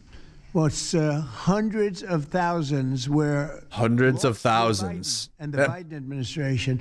And we are getting a lot of them back, but they're either dead, they're slaves, they're captured in some form. But think of it, hundreds of thousands we're talking about. Not even believable. And they came in through the border. They were sold. They were bargained for. And this was all Biden, meaning Biden and Obama, the same mentality, frankly. I think it's the same mentality. Let me tell you, Barack Hussein Obama was a lousy president. A lot of bad things happened. Remember when they used to talk about Obama? Jail cells? Well, he built the jail cells for the children. Wow. He built those jail cells. Remember that came out? 2014 propaganda now? You remember when that came out? After me going through that stuff for about 2 weeks, and then they found out it was Barack Obama that built those jail Barack Hussein. No, these people they were bad leaders. I hope we don't have it again. I hope we don't have it again because, our country's come back a long way, but it can only withstand so much, and we don't want to ever go through that again. We never want to have Obama again. We don't want to have men playing in women's sports. We don't want to have transgender for all. We want to have what's that chat? Transgender for all. Low interest rates, nice housing. See what the chat says. A strong military. Same old shit every fucking day. The basics. Yes, please. Transgender for all. Last night's New York City mayoral debate, Zohran Mamdani said he would close Rikers Island if elected. What kind of impact would that have on public safety? Well, it's not good. I guess it's not a very nice place, but you need it. You need something. You have a lot of additional people in New York City that should not have been here. They came here through the open border, through Biden's. Biden. I don't know how they even do it. New York City's always been tight for money. And then they spend, $8 billion, and nobody complains about it, on people that just showed up and they just came out of nowhere. Where did they get the money? All of a sudden they have money. I tell you what, we have to keep our prisons very fair and very safe, but you get a lot of criminals. We have a lot of additional criminals. I used to talk about it. They used to say, well, only good people come in from foreign countries. I said, that's not right. I didn't know that for a fact, but it had just started, right? The open borders and people flowing in by the millions. They make our criminals look like the nicest people on earth. That's the only good thing. They make our criminals look like nice people. They are the meanest, the most vicious. Tren de Aragua, The Trans-Nicaragua, he wants to say it. That damn Trans-Nicaragua. Yes. They cut off his finger so he can't call the cop anymore. And then they said, next time we're going to cut off your hand if you cut, because they took over his apartment in Colorado. You know, Colorado, they took over a town, then they took over another town. Yeah, just taking over towns. Over there, he doesn't know what the hell he's doing, so he lets it go on. But we're getting them out of here. We're getting them all out. They're going back to lots of, not just Venezuela, they're going back to lots of countries. Venezuela would be one, however. Yeah, please. Thank you, Mr. President. Trans-Nicaragua. Secretary Hegseth went to Congress and briefed them on Trans-Nicaragua. You will go, and We it will would be go. difficult for them to object. I don't see any loss in going. No reason not to. You know, they'll always complain, oh, we should have gone. So we're going to definitely, I'd like to just tell you, let's go. We'll go. And Mr. We're going to President- tell them what we're going to do, and I think they're going to probably like it, except for the radical left lunatics. And Mr. President, if you are declaring war against these cartels and Congress is likely to approve of that process, why not just ask for a declaration of war? Well, I don't think He's so nervous. necessarily ask for a declaration of war. I think we're just going to kill people that are bringing drugs into our country. He's going to kill people. Okay? We're going to kill them. Kill them. They're going to be like dead. Dead. Okay. I thought he didn't like death and killing and people dying. I thought that was bad. Red hair. Thank you. Beautiful red hair. Thank you. I'll tell my hairdresser that. She'll love it. Gonna be like dead. I have a question for both you and the Secretary of War, Mr. Hegseth. Who are you with? I'm with the Center Square. Who? We're a newswire service. With A what? everything that's going on between the narco terrorists in the Caribbean, and then also with more Chinese, Iranian, Russian ships also taking part in Venezuela. Are you have any plans of expanding operations out of Roosevelt Roads and in fact placing some home porting some ships there? Yeah, go ahead, Pete. Trump don't know shit about that. We're familiar with the location that you're referring to, and we'll make sure that we're properly displaced in order to deal with the contingency we're dealing with there, and also any ways in which other countries would attempt to be involved also. So we can walk and chew gum. We're definitely keeping our eyes on near-peer adversaries at the same time. They don't even know about that. Sending a message on these cartels, these narco-terrorists, is an important inside our hemisphere, which for far too long, In the hemisphere. as the president pointed out, they've ignored our own backyard and allowed other countries to increase their influence here, which only threatens the American people. We're changing that. One big thing that has happened, though, because you mentioned expansion and expand our efforts. So when I was running for office, second term, everybody was talking about the fact that nobody wanted to join the military, nobody wanted to join the great police force. They didn't want to join New York's finest or any of our police forces. They didn't want to join anything having to do almost like with the country with the uniform. We are setting records with the Army, Navy, Air Force, Marines, Space Force, Coast Guard. We're setting records. We've never had anything like it. And I'll tell you when it started. Thank you, Spartan, for the follow.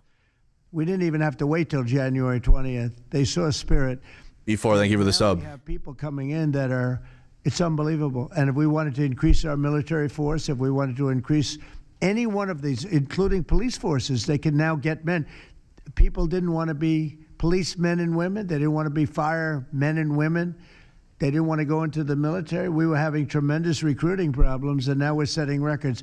We literally, last year at this time, you were doing stories that the recruitment was a disaster. We couldn't get men and women to go into the military. Now we have such an overabundance. We've never had, it's, as I understand it, it's like record-setting recruitment. This is in less than a year. It's been amazing. So this is a good time to expand. That's not a good thing. And I think we should. I think we should. That is not a good thing. Yeah, please. Yeah. Blue. A couple questions for you. First for you and Secretary Hegseth. Is the administration supportive of sending National Guardsmen to cities for the express purpose of aiding deportation and immigration enforcement efforts? To expand deportation efforts? Sending National Guardsmen to U.S. cities for the express purpose of aiding deportation and immigration enforcement What efforts. we've done so far is stand alongside federal law enforcement in every way, facilities and personnel, but also we have We have a great deal of lift inside the military. We're able to move assets in a way that no other aspect of the U.S. government can. And so where we can rapidly assist with mass deportations, we have been happy to do that. And then one more question, if I may. Is the administration at all supportive of potential measures to crack down or regulate or even ban apps that track ICE agents' locations? Wow. What do you mean by that? Like specific apps that are used to track the location of ICE agents? I guess we'll do that. I'm not a big app We'll guy. do that. I'm not into that too much. I think Pam might be it. Let's go. Yes. Give me Yeah, Pam's an app guy. Yes. These organizations, President Trump, are coming in and their apps to track our federal law enforcement officers, and it jeopardizes their lives, where they're going to be, their location. And we've actually been working really well with the tech companies who have been cooperating because they don't want our law enforcement officers to get injured. No more free speech. ICE, where they're having, where they define where they live, who they are, and What? I didn't have a big view on the mask, but I now understand why they should wear masks. I think it's very dangerous for them not to wear masks. They can do whatever they want. I noticed. Oh, they can do what they want. Nice. It's pretty dangerous. But when you look at, you talk about that question, I think it's very dangerous, and I think you're coming down on that very hard, right? Yeah, please. Sir, Mr. President. Go ahead. Thank you, sir. When you were running for re-election in 2024, you released a video statement where you made this exact promise to show no mercy on the cartels and employ every military asset necessary to combat them. In that same video, you also said that you plan to expose all the bribes and corruptions with politicians and the cartels. We're doing that. Has your we're task trying to force do been that. looking into that in American politicians? Yeah, where the money's coming from. Because you see it. Like even that garbage deal they had this weekend, which was embarrassing to them, and the crowds were much more, the crowds were not big. Those crowds were not big at all. But when you look at signs, and they're all made beautifully, the yellow signs, I saw the yellows. Yeah, they're on the website. You can print them off. Professionally. Wow, professional signs. Looks like on Madison Avenue someplace. What? Some guy is paying for all that Some stuff. guy. George Soros. We don't mind protest. Protest is a good thing. I protest. I'm always protesting, right? But when you see some of these people are going crazy. They're going crazy because they're getting paid. Oh. Because there's no reason for them to be going. You guys are being paid to go to the They're protests. professional agitators. Oh. And we are finding out who's paying them. Yeah, we have a lot of information about who they are. You're going to be very surprised when you find out. Oh. I have a question for Secretary Hegseth. Sir, a memo circulating on social media details the establishment of a National Guard response force that's going to be trained in crowd control and civil unrest and deployed in all 50 states by April of 2026. Jesus. Can you verify the authenticity of that memo, and do you have any more information on the operations? I'm not going to answer particulars on something that may be in the planning process. What is that now? We do have multiple layers of National Guard response forces, whether it's in each state. What is that? That's the martial law plan of the duty, whether it's Washington, D.C. an average NAFO influencer now. Jesus Christ. Employ Title 10 and Title 32 forces, and we Look will at do so me. when necessary.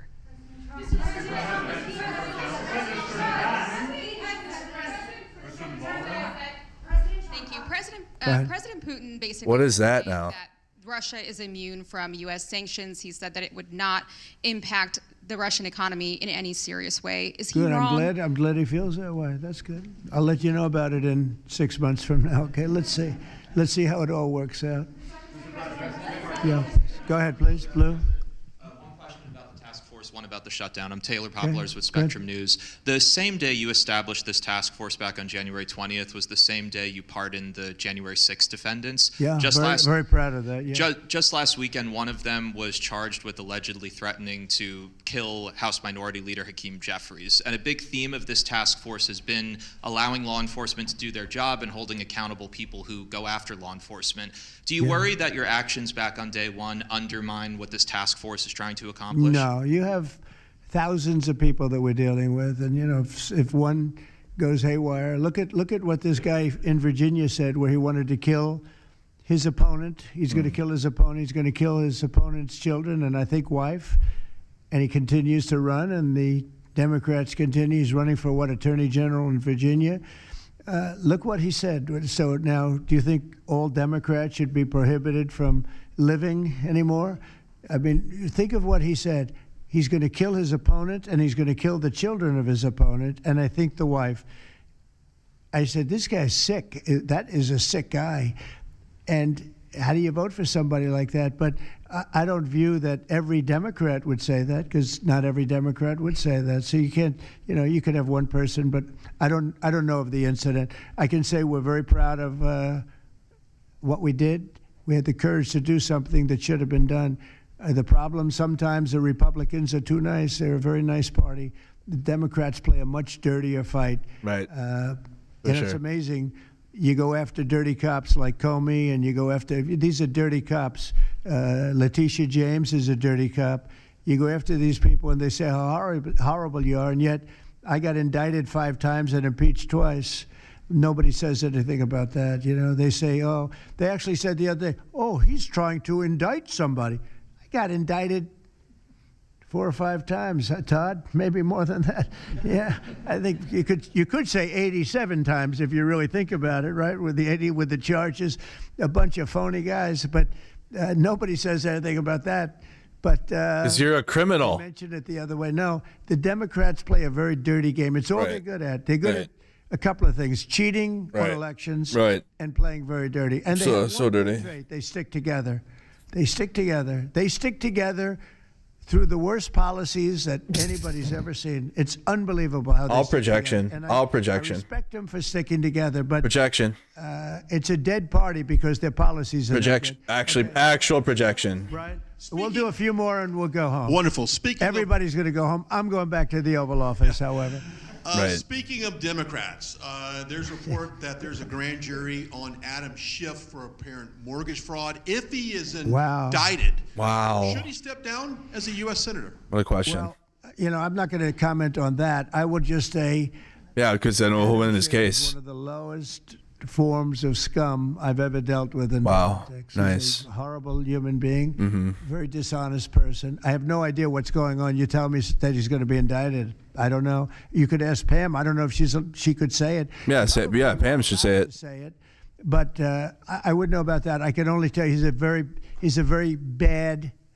I think he's actually a sick person.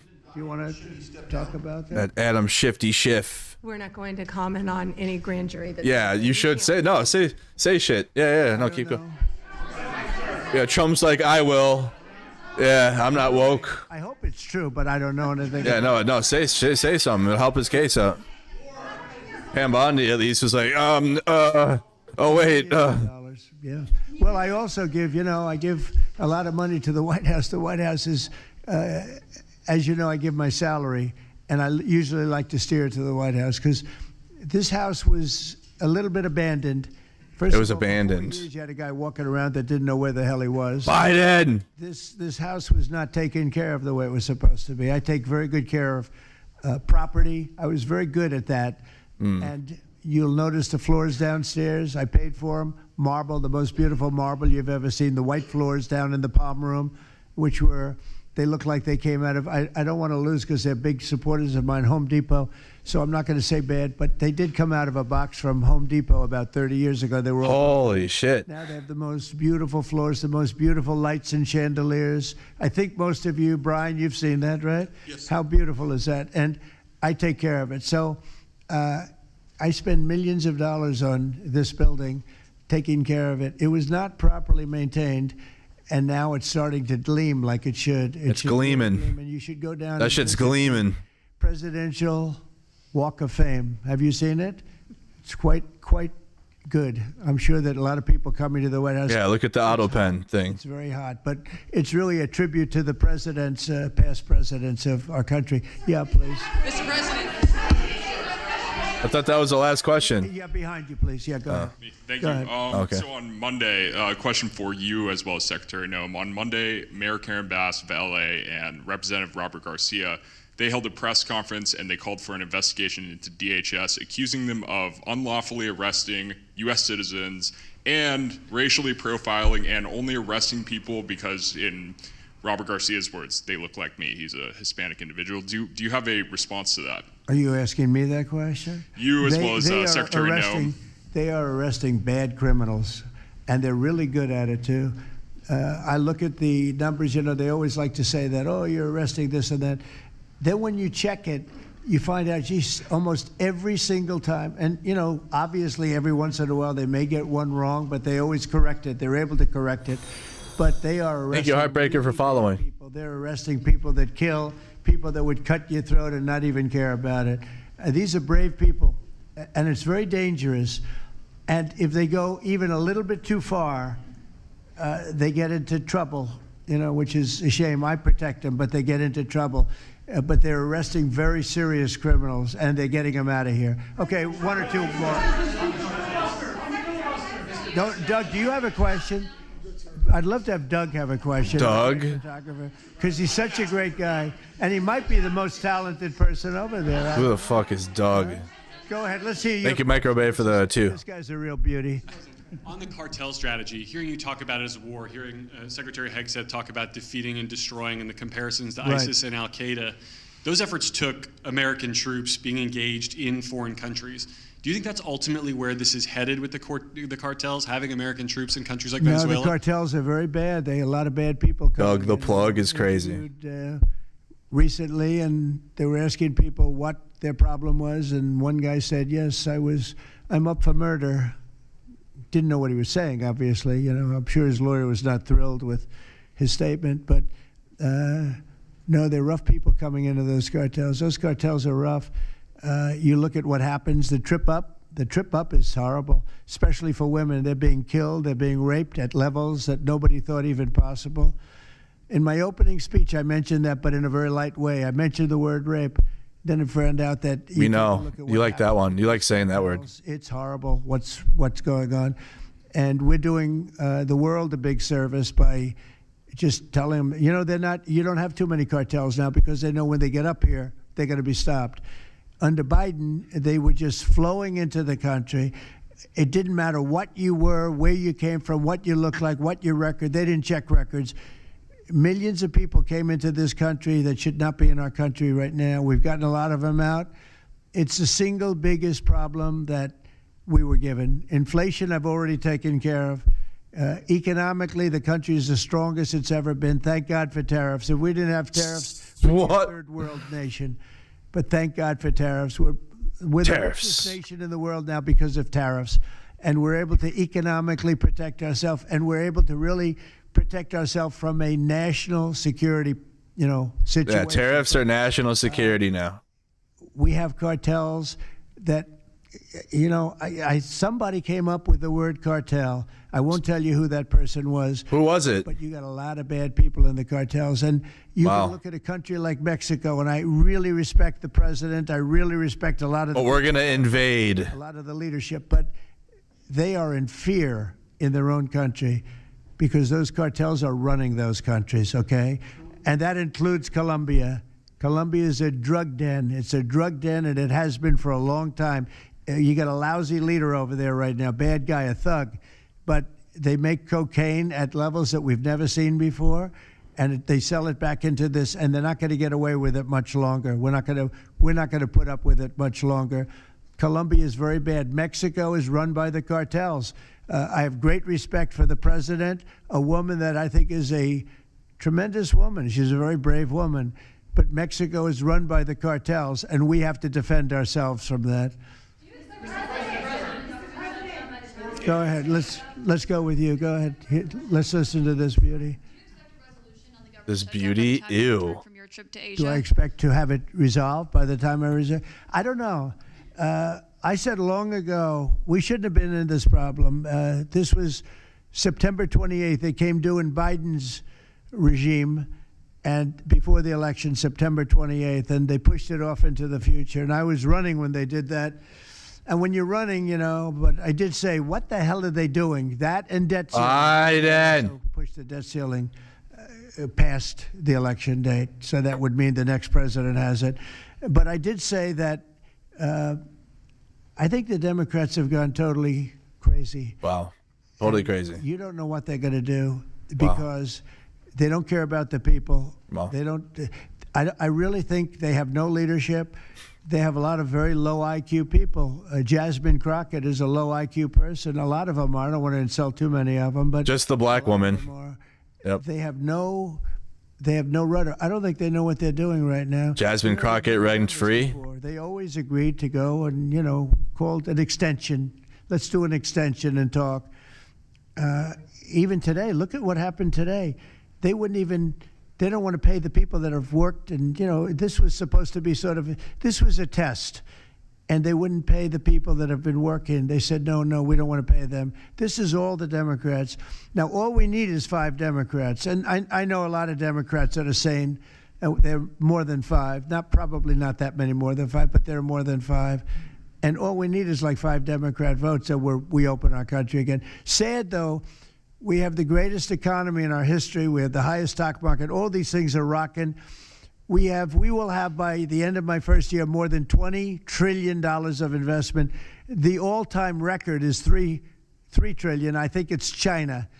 We're going to have $20 or $21 trillion. We've never had anything like it coming in because of tariffs. Thank you, Sarge, for the 2. Pouring into our country, the plants that are opening, AI, plants. automobiles, everything.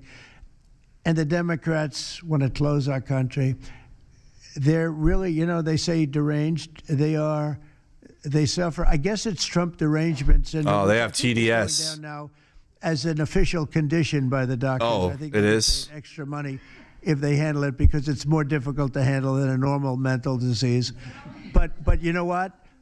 They really should approve an extension, get the country back to work, get the people paid, and it's very simple.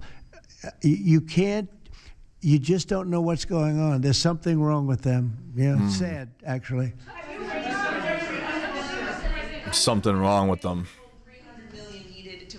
Have you raised the full $300 million needed to fund your ballroom? And how much specifically are you donating to this construction raised, project? I think $350 million. All donor now it's $350 million. We've raised. It's going to be. It's going to cost right in the neighborhood of $300 million. It's been expanded and made absolutely. It'll be the most beautiful ballroom anywhere in the world, I think. How much am I donating? I won't be able to tell you until I finish, but I'll donate whatever's needed. I'll tell you that. Thank you for the 2. Do I have a name for the? Thank you, Starch Manning. Yeah, go ahead, please. Without their first full paychecks, federal workers. By the way, a friend of mine, talking about donors, a friend of mine, a man that's great. I'm not going to use his name unless he lets me do it. Susie can tell you about this, but he called us the other day and he said, I'd like to contribute any shortfall you have because of the Democrat shutdown. I'd like to contribute. Mr. President, Americans are starving. My donor. Military, I love the country, and any shortfall, if there's a shortfall, I'll contribute it. And today he sent us a check for $130 million. Wow. I would love to tell you he doesn't really want the recognition, if you want to know the truth, but he gave us a check for $130 million. Wow. Which was sort of a shortfall, yeah. And that's going to go to the military, yeah. Is that the correct number? $130 million. That's what I call a patriot. Okay. Thank you very much, everybody. Private donation to the military. Mr. President, the government shut down. Americans are starving. Wow, they're clapping for him. No, oh my God. They didn't. Yeah. And then it breaks. Yep. Perfect. Oh my God. Well, there you go. Another Dear Leader meeting. Those are like a feature now. Those happen often if that was your first one. That is regular. There you go. You got his flagpoles out there. Wow.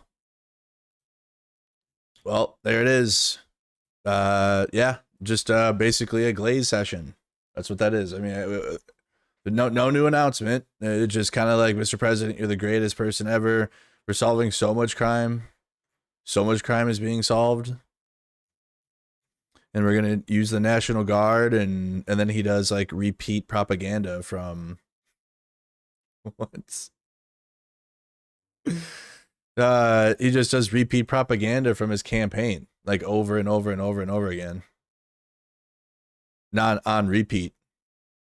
Google search NSPM7. Ken Klippenstein was here. It's not good. So anyways, before that, that new roundtable of Glaze, I was telling you guys, or I was kind of ranting a little bit about the amount of media attention that the East Wing is getting for being dismantled, and there's just like full court press on it, and everyone's crying. But the thing you should be concerned with is the NSPM7 and the kind of behind the scenes actions that is being taken on people that are protesting Trump. And if you are anti-fascist, which is just against fascism, they have FBI agents going to houses. We got a video clip here. You can watch it one more time. Ring camera of FBI agents going to a protester's house. Oh, I forgot these things. They keep talking. Hey, my name's James. I'm James Keefe. I'm with the FBI. Hey, Miles. Nice to meet you, brother. Good. How you doing? We came out here to ask you questions regarding a protest that happened on the 11th of June. On the 11th? Yeah. What protest? There was a protest out by the country club in Valencia area. And we've been just basically going around asking questions for a few people that were brought up, and your name was brought up. So I wanted to see if you had a couple minutes to answer some questions regarding the protest that happened. Yeah, who are you with? I'm with the FBI. My name's Okay. James. Okay. So I just want to know if you have a few minutes to chat. So Yeah. I can ask about the protest. Inside? Yeah, wherever you want. Go ahead, too. Yeah. Or, I got roommates. Can we do it Yeah. out? Oh, yeah, absolutely. Yeah, we're not trying to, Almost messed up. So again, don't let him in. Don't let him inside voluntarily. That'd be a L no matter what. So they'd have FBI agents going and conducting interviews with protesters, but also Ken Klippenstein's reporting on the NSPM7 is very concerning. Did he reposted it, right? Where is it now? I posted it. Where'd it go? We looked over it yesterday, but I want to review it again. Ken's threatening to do a vertical video if you guys don't pay attention to the NSPM7. Implementing an NSPM7 by tasking its informants to find evidence of inside the war on Antifa. No, where is this? There you go.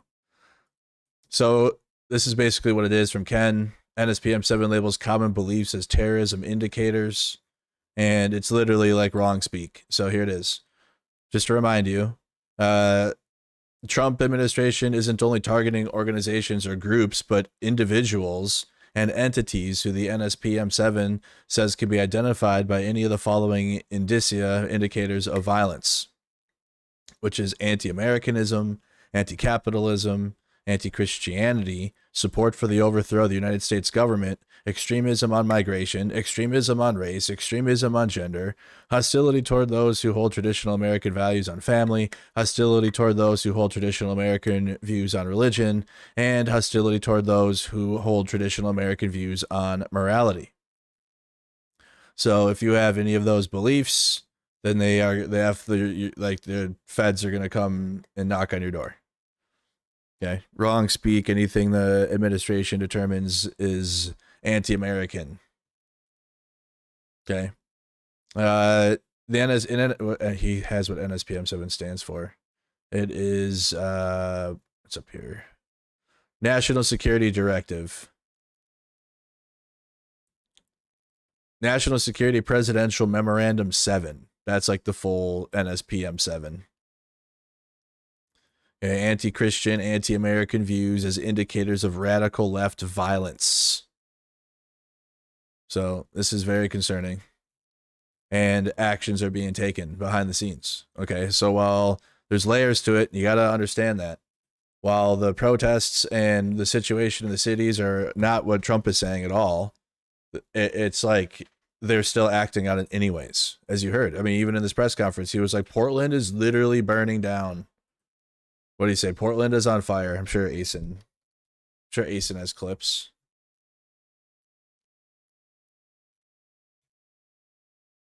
Did he? Yeah.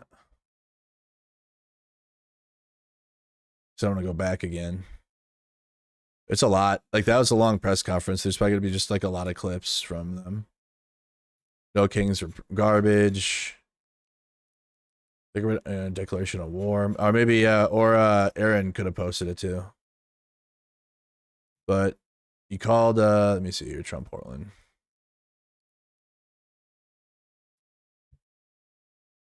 He said it's on fire. There you go. Appreciate it, Aaron Rupar. Will Stansel was in Portland a week ago, and there's literally nothing happening. Yeah, same. You can look at my footage. It's literally case. Same thing with Portland. Speaking of that, because that's where we won it. But I mean, I looked the other night, Saturday night.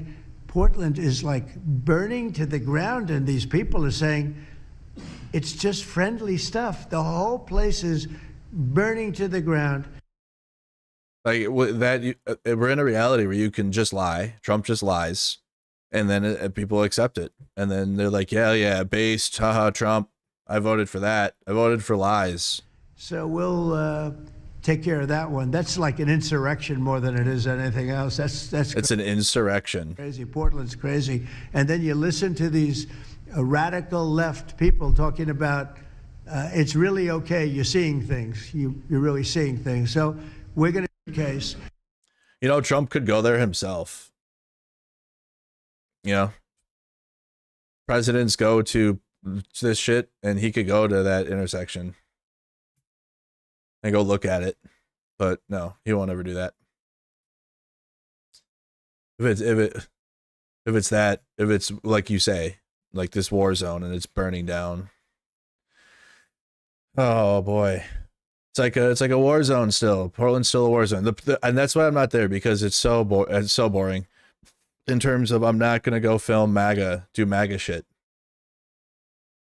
Like, they got a MAGA group out there. Dan Rayfield in Oregon. AG Rayfield delivers win for Oregon consumers. And okay, that's not the National Guard though. We're waiting for National Guard stuff. We're not gonna hear anything till tomorrow. Today's Thursday, right? Yeah. Here's the latest, which I did post. So the lawsuit update. The district court in Oregon scheduled a hearing on Friday, which is tomorrow now, on the government's motion to dissolve our second TRO, which is currently prevents any guard deployments in Oregon. So they got the first one, Trump administration won on the first one, but they have to win on a second one. Meanwhile, we'll be filing a brief in the 9th Circuit later, which I don't know if there's an update on that.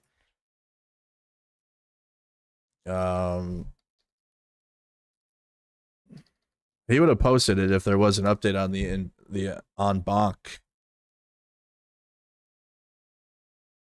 Okay. I don't think there's an update on that part yet. You had some news posting that, and they were lying last night. But there hasn't been any decision on that yet. So meanwhile, we're filing a brief in the 9th Circuit later today, urging the court to hold an en banc hearing on the motion to stay our first TRO. This means that for now, National Guard troops still cannot be deployed. Like, they're out there. They're on the Oregon coast. You got 200 California Guard that's like in Oregon. They're just not on the streets of Portland. They're like in their base right now. Like, just doing bullshit training. What's next? In the 9th Circuit Court of Appeals today, we're submitting our brief to the 9th Circuit, which was yesterday now, but we're still waiting on this, urging them to vote to grant en banc review and vacate Monday's stay ruling, which paused our first TRO that had prohibited deployment of the Oregon National Guard. Timing on the next steps is determined by the court, and it's unknown to us at this time. And the district court in Oregon on Friday, which is tomorrow, in the newly scheduled hearing, will argue that the district court should not dissolve our second TRO, which currently prevents any state's guard from being deployed in Oregon, while we wait to see if the 9th Circuit will take our case en banc.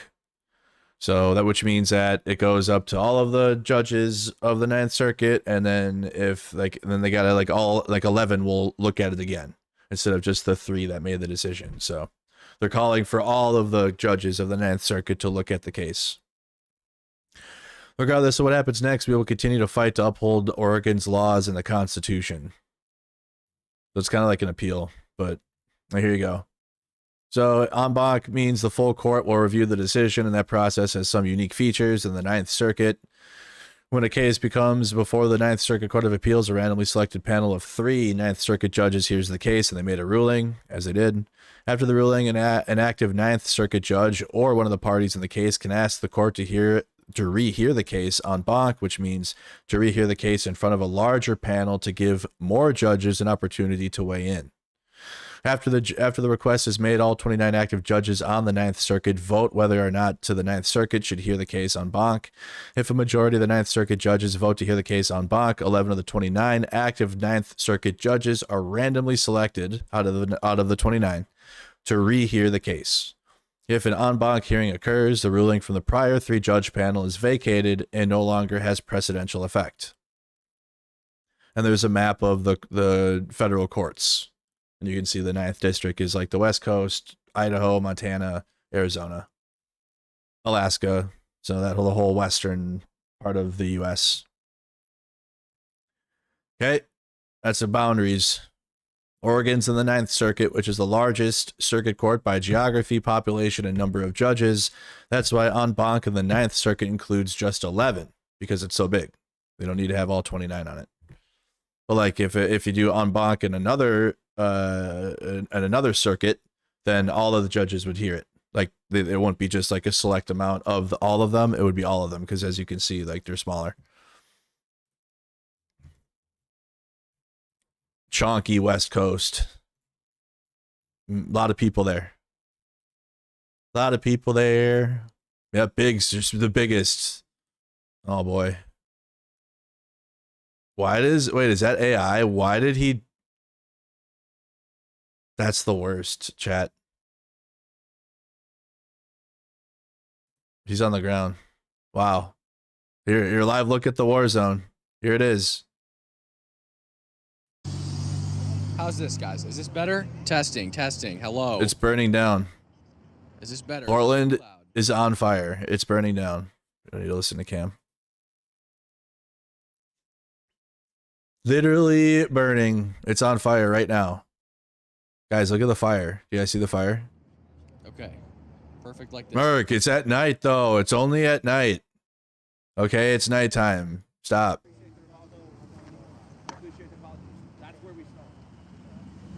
So, this is why I'm not there. Because, yeah, I support the protesters, right? But, like, it's just a MAGA clown show. It's becoming a MAGA clown show. Of, like, a group of fucking losers.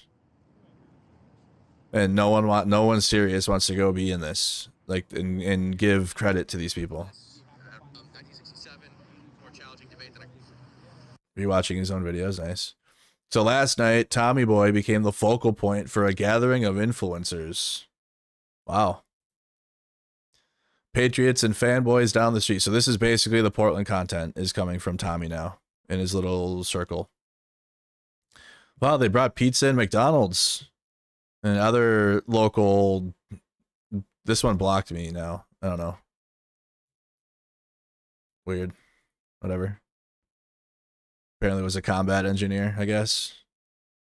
Girlfriend of Sorter.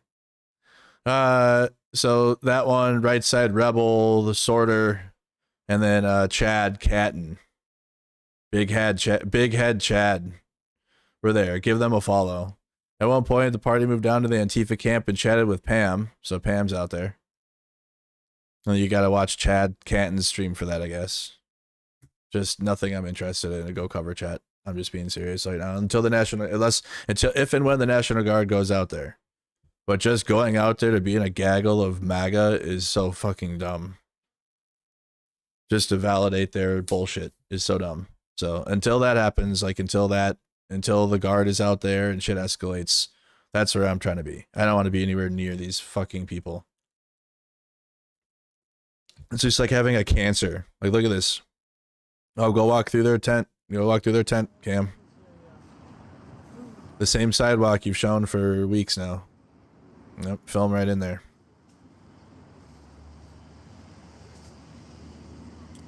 Remember, Nick Sorter said you can't even walk on the sidewalk anymore. Check this out, guys. We got all kinds of stuff in here. I like how the protesters have taken they're just like, let them do it now. Might make you wonder who's paying for all this. Yeah, who is? I wonder. They keep getting it from the building right next to you.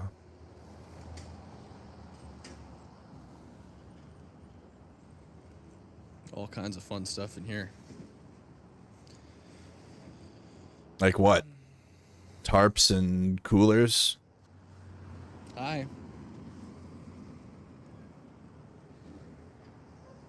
People are protesting in San Francisco. That might be where we could go. Guys, I'm gonna be honest. So you know when shit's dead when the MAGA creators go out there. They don't go out to the actual front lines of shit, okay?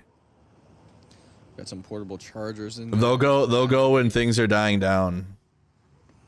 They won't be there when shit hits the fan. They'll stay home. Wow, their art, their cardboard. How's Chicago? Blow up suits. They have them on a rack here. Broadview's still going, but nothing like $50 costumes. Nothing worth getting a flight for yet. Like chat, I'm trying to. We gotta go cover when shit's bad. Like it's just what it is. I don't even have a chat when I go and cover this shit. MAGA will because they could do propaganda about it. The gas masks and the face shields. Like chat, you got to realize my media is different than this. MAGA goes out there and Cam's all up in their shit right now, and he's doing agitprop, and the protesters are just letting him now at this point because it's like they have nothing to hide. What, they got fucking saline and medical supplies? Wow. So clearly they're just letting them do it, but they get more views doing this because they're crafting a narrative. When I go out there, it would literally be me standing there, and it wouldn't even be worth it. There you go, Cam. You are on the poster. Yeah. Oh, yeah. There you are. I would have no viewers. Like it's just the MAGA there. There's Chad, just doing in Antifa camp tourism here. Wow. I would be lowering myself to go and cover that. Now that is dedication. Oh, he's gonna flip me off. This is helmets here. This is journalism. Food, socks, pot. Wow. Not their acoustic guitar. A lot of maple syrup. They can't have maple syrup. Make sure we've got syrup for breakfast. Okay. Wonder if wow. I'm allowed to have a banana. Just take it from them. That's what you guys have been doing. You're just taking their shit. Who's paying for this? Yeah, who's funding it? You got these fellas here, absolutely menacing. So menacing. Oh wow, wow, literally. So menacing. You're like standing right next to them, and they're just like sitting there. Cam Higbee content, guys. Wow, their bikes, Antifa bicycles, and their scooter.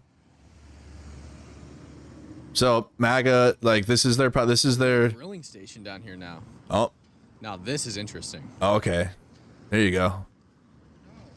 This is grilling up some breakfast. I think this could be a good strat chat. Like it's about lunchtime.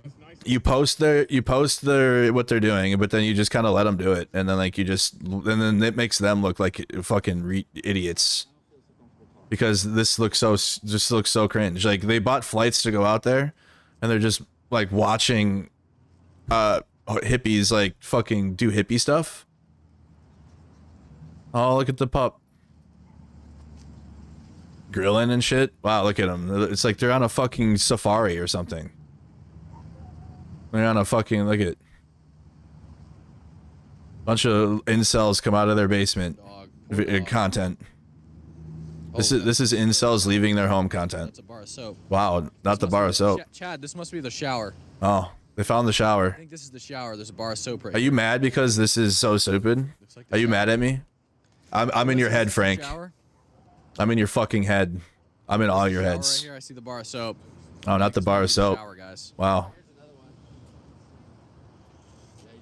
It's kind of dirty soap too. It's not. It's a dirty soap. It's not exactly clean. This is an illegal. I think they might have used it. I think one of them might have used it, and that's what's left of the soap after 1 year. So you got MAGA just circling this thing and just going through it. Oh. Oh, this is interesting. Notice illegal campsite. It is the policy of the city of Portland. Oh, dang, boy. He said this ain't an illegal campsite no more. The notice is gone. He balled that thing up and ran away. He ran away. And now he stopped. Wow. We're doing the mannequin challenge, I think. That just sucks. Let's see if we can find another illegal campsite sign, guys. Chat Mago will just watch this for hours. Wow, these are just some clean pans here. But you got to do it like this, though. Like, if you just stand there unbiasedly and film it, that shit's dry content. That's boring. It just is. Like, I'm gonna be real. Like, I get bored a little bit too. But like, it's important to show peaceful shit. Like just because I get more out of like showing chaos doesn't mean that means like I can't also show peaceful stuff, because then it's like it wouldn't be telling the whole truth. So, but I'm gonna be real. Like, standing there in peaceful protests can be kind of boring, because it's like the shit I've seen and been a part of compared to standing there. You know, but it is what it is. Like, peaceful protests are great. This is the storage facility where they hide all their crap. But the content, though, is for the super chat. kind of not the most interesting, because I'd be standing over there and you guys would be looking at a building. I'd be talking to you, but I'm not going to be filming people's private shit and like going through their shit and like. Oh, wow, that's interesting. Oh no. Oh, there's somebody in this tent. Oh wow. Why wouldn't they be?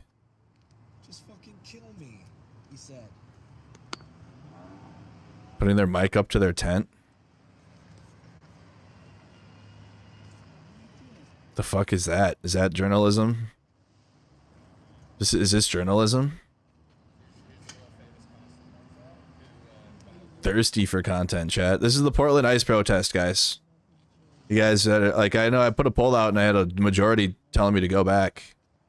How many viewers does he get? It's probably gonna, I bet you it'll be like 4,000 at least watching this, because they're like. Yep. 4,500 people. Average Cam Higbee interview. Fucking suicided. He went into death knowingly.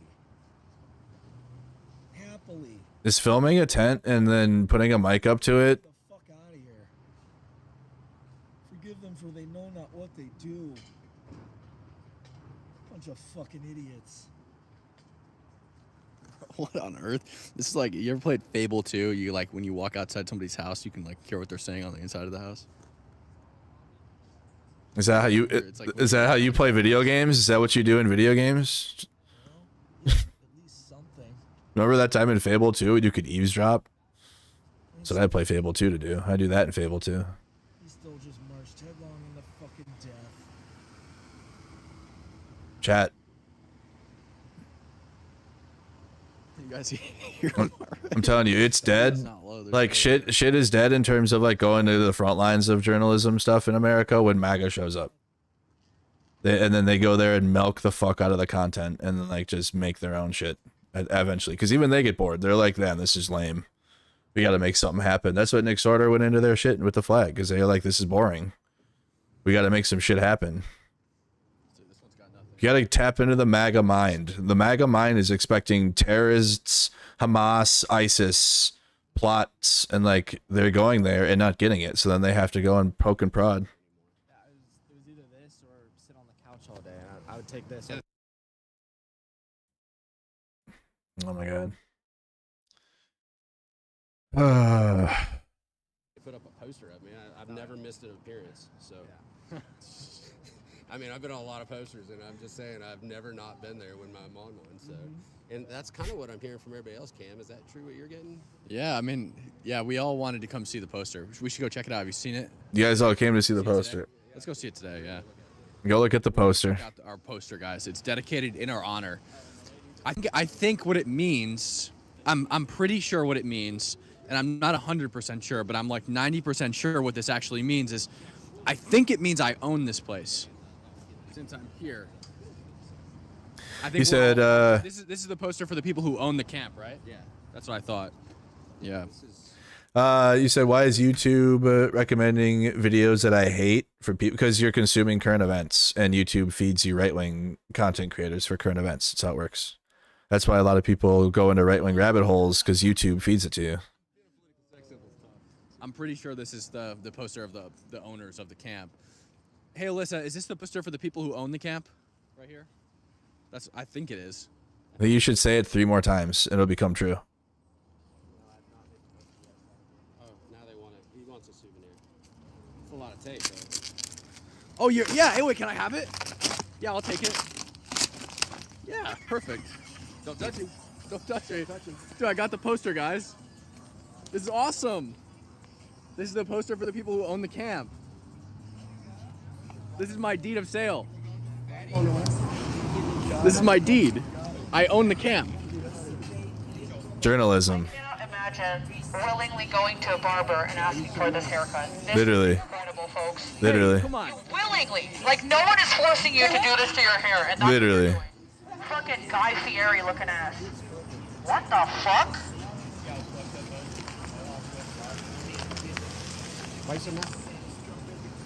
Nobody cares. These people, like Cam and this other dude, would crumble and cry to the actual black bloc. The actual black bloc anarchists that were out there in 2020, like 400 deep or whatever. Oh, fuck. They would not be anywhere near. This shit is so stupid. This is Timo. Has anybody seen the... And I was even a little like, damn, that's a lot of black bloc in DC and Portland. You're not pulling up. They're not giving. They're not doing it. This is a stream. But I didn't actually suspect that. We had to check out the war zone. The name calling on both sides is childish. Get the fuck over it. Get over it. What are you, a snowflake? Now that is interesting. Are you a snowflake? Kill cops. Peaceful guys out here. Wow. Kill cops, kill cops, kill cops, kill cops. That's what it says.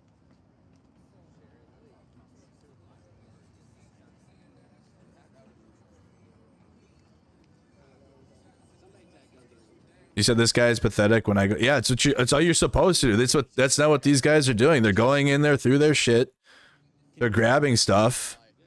Well, I get a nice little thing here. Look at that haircut.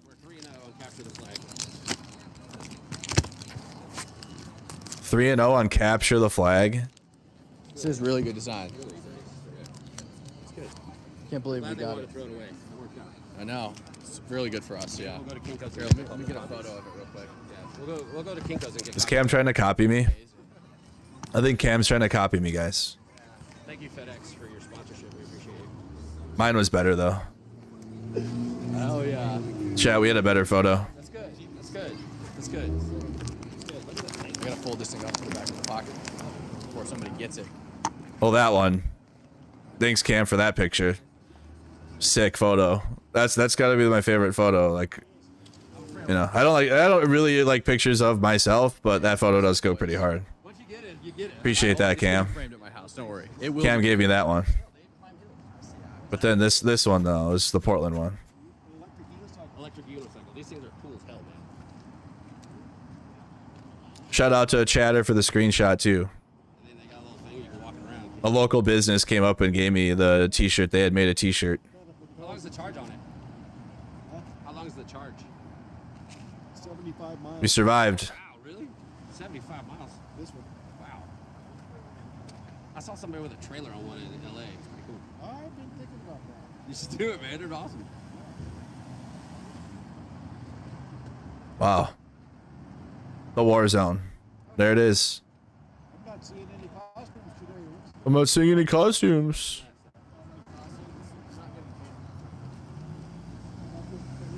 Here's some of the MAGA that was out there last night. This one that responded to me, who we looked at some of her reporting yesterday. Thoughts on my first night at the Portland ICE facility. So here's her thoughts after going there last night, because there's a bunch of MAGA that's out there right now. There's a lot of MAGA going out there. I'm Carolyn Barasenko. I'm an analyst and independent journalist covering the far left in America. And I have to say, guys, I went to the ICE facility tonight in Portland. It's one of those things, right, where it's like, you know something is real, but you don't understand that it's real until you see it in person. Oh, so mysterious. And it's like, it was, you know what it was like? It was like my first time ever going undercover with the far left, which was at an abortion conference at The ICE protest was like an abortion conference. Wow.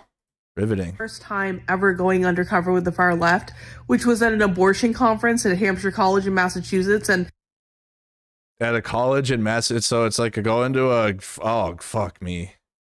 I don't care what type of conference it is. A Massachusetts university conference, I'm falling asleep. I don't care what it's for. I don't care if it's the most based, moral thing ever. I'm going to bed.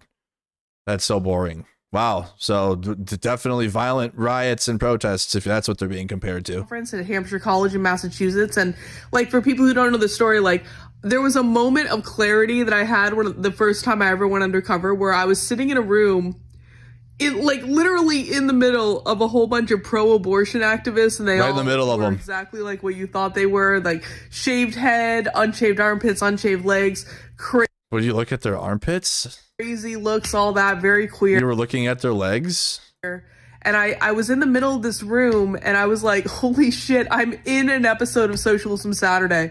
Like, I'm in a socialist training right now, and it's crazy. I'm in an episode of Socialist Saturday? What is that? Because it's hard to believe that this stuff is real life until you see it in real life. And it was like, I had the same experience in Portland tonight. Okay. So the Portland ICE protest is like the abortion conference in some college in Massachusetts. Incredible. It's like, so this one goes to book clubs and tries to expose the radical left terror groups at book clubs. Where I'm at in front of the ICE facility, I'm meeting Tommy, I'm meeting Honey Badger Mom, I'm meeting Nick Sorter, I'm meeting all of the streamers that we watched over the last several weeks on the channel. I'm meeting all these people, and it's like, man, this is crazy. It's when nothing is going on. Man, this is so nuts. So many things are happening. I'm meeting Tommy. And Nick is there, and the Honey Badger Mom. So many things. Like, this is so wild. It's actually crazy. You're seeing all the people in costume. You're seeing all the different characters. It's like, wow. Real life is it's like real life. Like, so much more insane than people think it is. Literally, it's wild. This is real life. But it was an interesting first night at the ICE facility. I didn't really know what to expect. I'm going to be here for the next several days. Well, great. And there's going to be a dance party on Friday. Disco dance party on Friday at the ICE facility. And I kind of love it. Oh, we know. You know that's why it all keeps going. You know what MAGA is? They're the outside in. Like, they really love that shit. They love all that. They love the book clubs. They love all the trans stuff. They're into it. They love being they love being included. They're DEI. MAGA is DEI. Okay. They're like on the outside looking in. So they really love all that shit, but they got to pretend to hate it. They got to pretend like they don't like it though. And like the media and lie and be like, I hate this so bad. I keep going to them though.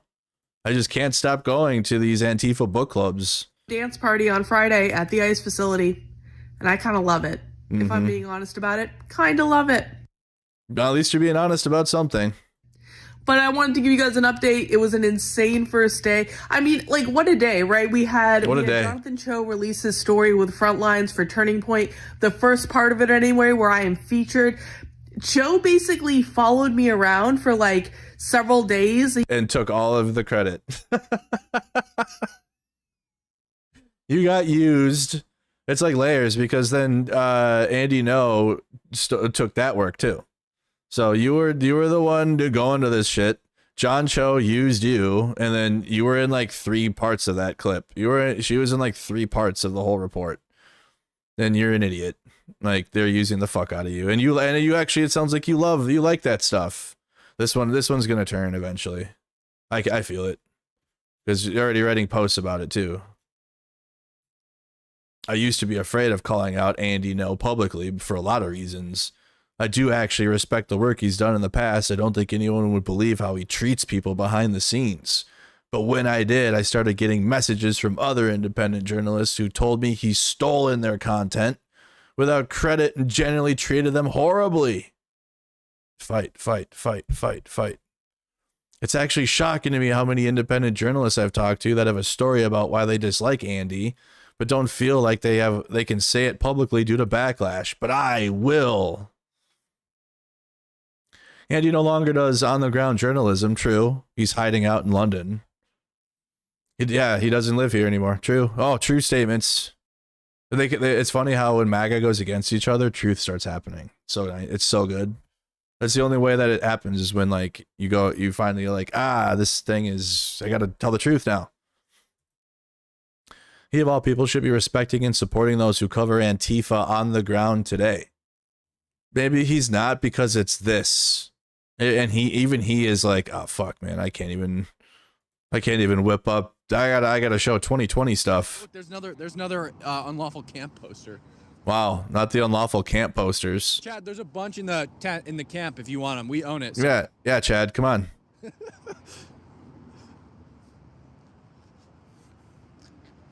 All right, since they ripped this down earlier and I didn't get a chance to read it, here we go. Notice, illegal campsite. It is the policy of the city of Portland to provide notice before removing shelters erected at illegal campsites. That's lame. This campsite will be cleared no less than 72 hours after and within 10 days of October 23rd, 2025. Shelter is available in Portland through several nonprofit service agencies. For more information about shelter and other services, call 211. So they're saying, basically, if you're homeless and you need to camp outside Portland Ice, go to a homeless shelter. They're protesting ICE. A rapid response BioClean. MAGA be like, you have to follow the rules, but only you. Property owners may inquire. But we also call Portland police Antifa cops, and like when they don't do what we want, then we attack them. 1336. I would recommend everybody. Bunch of losers. Appealing to the authority that they themselves are like, these are the weakest police ever. Yeah, Portland police, more like woke police. But then they're like, but they're not following the woke police rules. Look at the woke police rules. They're protesting. Think they give a fuck about the rules? They've taken their camp down multiple times and they just put it back up. It's a protest. What the hell? In MAGA protests, you have to like raid the Capitol or something for it to be valid. Bunch of bullshit. The knitters are outside the ICE facility. Oh, not the knitters. Not the feminist knit club. Oh boy. Wow. Is this Chad? Is this journalism? Great news, everyone. Arts and crafts has been extended by 8 hours. Will there be a knitting battle? My husband saw this house when he was out driving in Washington. Not cats against fascism. Jesus. Not Artifa.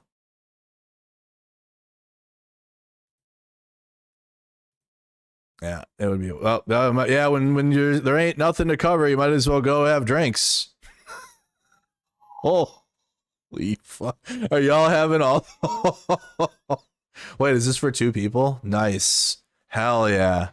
These people have jobs? But on a fucking Thursday afternoon? Holy fuck, yo. Yo. Yep.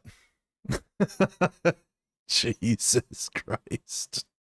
The bacon, all that. I'm not shitting on the drinks. Those look delicious. I would like to have at least 2 of those.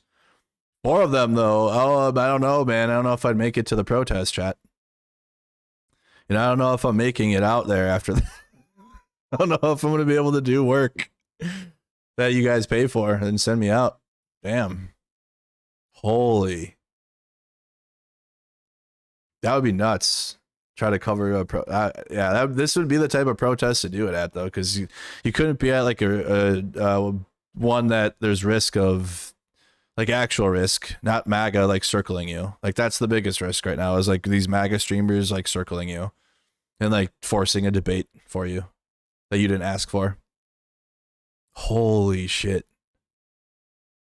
What do you guys like? The bacon, the pickle, the spicy? Why aren't they all spicy? They should be. Or the trad one? Nah, lame. I'm probably going for the bacon one. Jesus, dude. At least they got a big ass jug of water to help wash that down. Fucked. Gonna share that? Holy. I mean, yeah, I'm down for a flight like that, but like on a Sunday or something, like watching football when you know you're not doing anything on a weekday. I mean, that's unless you don't have work on Friday. Maybe is it tomorrow a holiday? I don't know. On a Thursday. Fuck it. Fuck it. I'm not opposed to those types of flights. Like that's a good flight, but like not, you know, I mean, this person's out there to cover these protests, I guess, and do like work in decoding the radical left. I don't know like even, okay, so like for when I'm out there with other like actual independent journalists that you guys know and follow, nobody's doing this. Like we might have a beer, or like we'll smoke a joint together and talk about what we're doing, and then we have to go to bed because we have to work the next day, or like we have to be ready for something because our communities or whatever news agency that's paying them or whatever, we have to do, like we have to show up and be there and be present and do journalism work. We can't like fucking get hammered and be all shitty and be like, and whatever, like, because you guys, obviously, for example, for me, you guys are paying me. I don't have anyone else paying me, but other independent journalists that are like paid by their licensing work or, you know, like it just, this just can't happen. But I'm not saying that we don't go out and enjoy a beer after the day. Like in Chicago, we went to the hotel restaurant, and we like, people had their laptops on the table. We had like a couple beers. Yep, I got to have a good conversation with John, and we went about our day, and we had to go to bed and show up to the Broadview in the morning at 7 a.m. or whenever those protests are, like early as hell, 9 a.m. protests. So probably couldn't have a flight of delicious Bloody Marys in Portland. Be a good way to support the local economy, but probably not while I'm out there working and covering protests, right? Probably not. Wonder what the second night at the ice facility is going to be like. And you're starting early. Maybe it'll wear off by nighttime.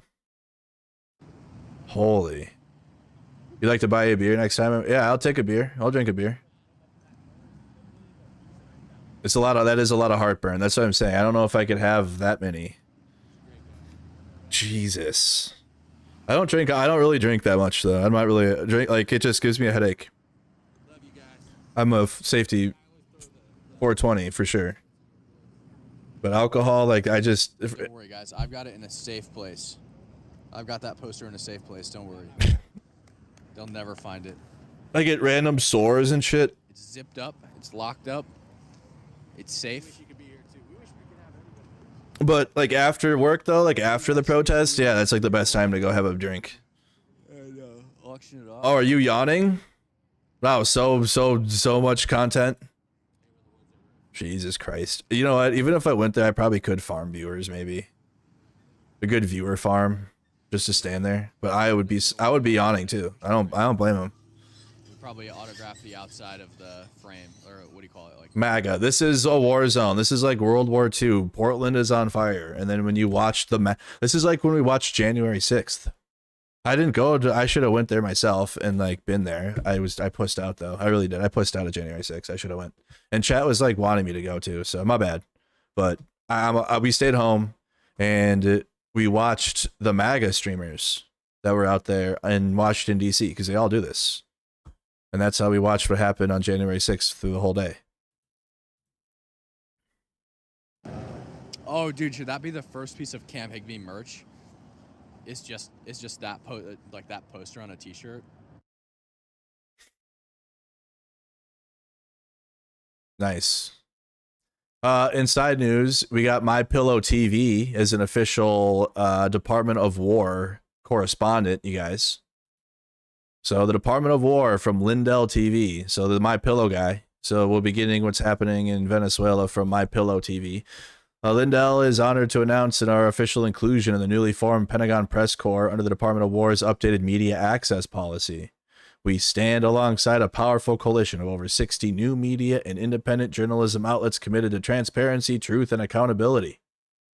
As legacy media continues to lose trust of the American people, Lindell TV is proud to be part of a new generation of news organizations reshaping how real information reaches the public. So that's nice. So My Pillow guy's on it. Lindell TV. We join a coalition of over 60 new media. The U.S. is cooked. We should all go tell him thanks for proving Trump is a scheming liar since Portland is not burning down.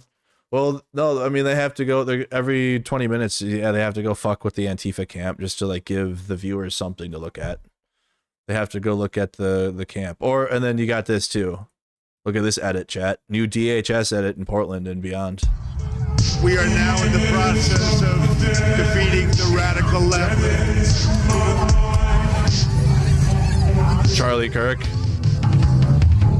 They didn't even use a real image. That's not even Charlie. What Charlie Kirk is that? This is like the fascist edits.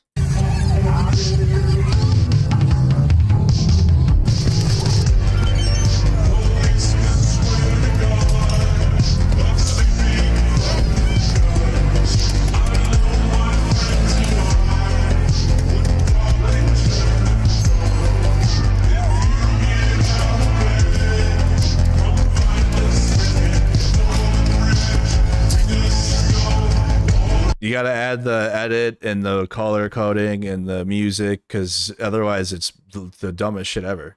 When you watch it without all of this edited music and stuff, it's literally like a group of protesters. Half of them are in inflatable costumes and they're like, what the fuck? And like they're just getting pushed backwards and getting gas and tear gas and flashbanged. And it's so dumb.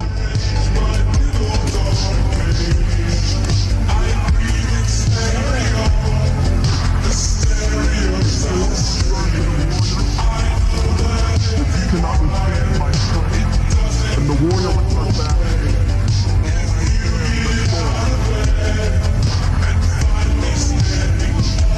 Wow. These are people that want to destroy our country. We're not going to let it happen. There's some shit you'd see in like a dystopian movie, but it's not a movie. It's like what we're living through right now, actually. The Antifa flag gone. And Department of Homeland. This is like Watch Dogs. You guys ever play the game Watch Dogs? It's crazy. And that's who is that? That is Kirk Charlie. I don't know who the fuck that is. That's not Charlie Kirk though. Is he so ugly you guys can't use his real photo? Department of Homeland Security Twitter page. You has just won the internet for the day. Asmongold. I like that one. Tucker Carlson melted down. I don't understand it because it makes no sense. Like you're worth $50 million. I'm not worth $50 million. 30 to 50. Get off the fucking internet, son. Don't stop believing that stuff. Oh. $50 million. Go back to $50 million. Cable news. Sorry. No, but I'm just look. Okay, you're too annoying. You're too annoying. So I like the last chick who like disagreed with me, and then we could have like a normal conversation. All right. But you're like telling me you're worth $50 million. What? Stop. Okay, you got real defensive there. I just thread a number that's like a lot of money. Jesus Christ, calm down. Don't use that phrase. You're worth. We're done. Well, look. Just stop. Can I say one? No, you can't. Not after you say that. Leave. All right. Clap, cheer. So Tucker Carlson apparently he's saying Jesus Christ is more of like a curse than saying fuck. And it's turning point shit because they're all hyper Christian nationalists. So they got to pretend to be like super Jesus and super, I'm so Christian. You can't even say Jesus Christ. Evangelical bullshit.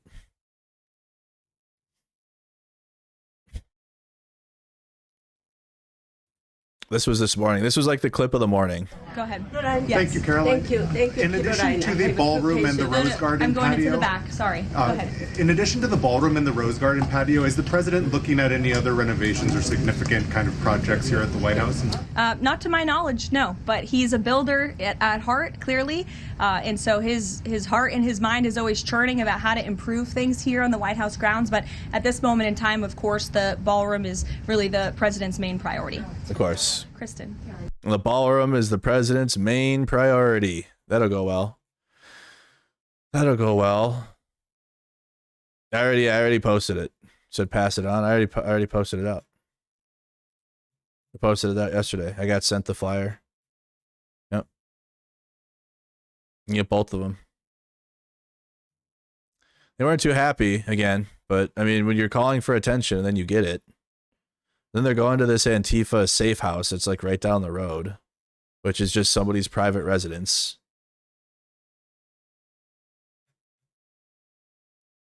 Nobody serious is there. Nobody that's serious is like out there trying to cover this as if chaos is happening, except for MAGA themselves. Like even his viewer count's going down. They're like, yeah, this shit's dumb. Cam, you got to go back into the Antifa camp or your viewer count ain't going to stay up. You're going to lose viewers. Boring. Boring. Go bother Antifa. That's what his chat's saying, probably. Oh. Civil rights firm alleges that Border Patrol boss Greg Bovino personally violated a judge's order restricting tear gas use.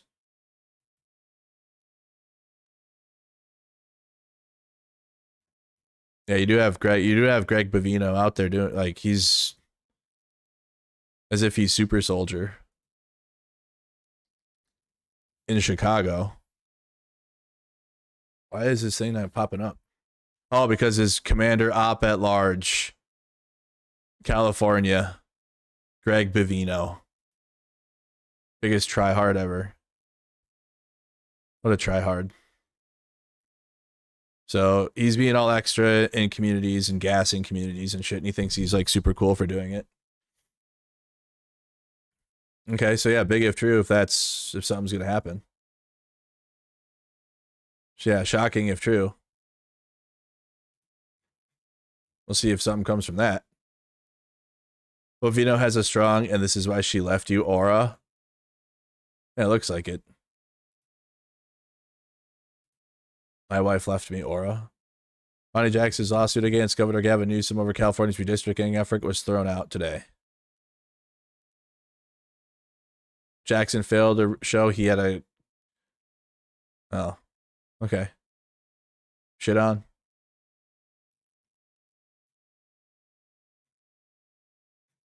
What else? Okay, I captured the flag in Portland. Nice. Epic MAGA win. So epic. Oh, there it is, guys. We saw it on the stream. There it is. Cam got a war trophy. And the illegal campsite.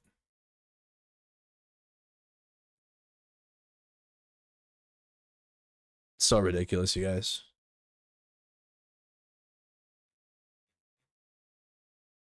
I just found out the lawyer I was talking to is on vacation until November 10th, so basically I don't got a lawyer yet.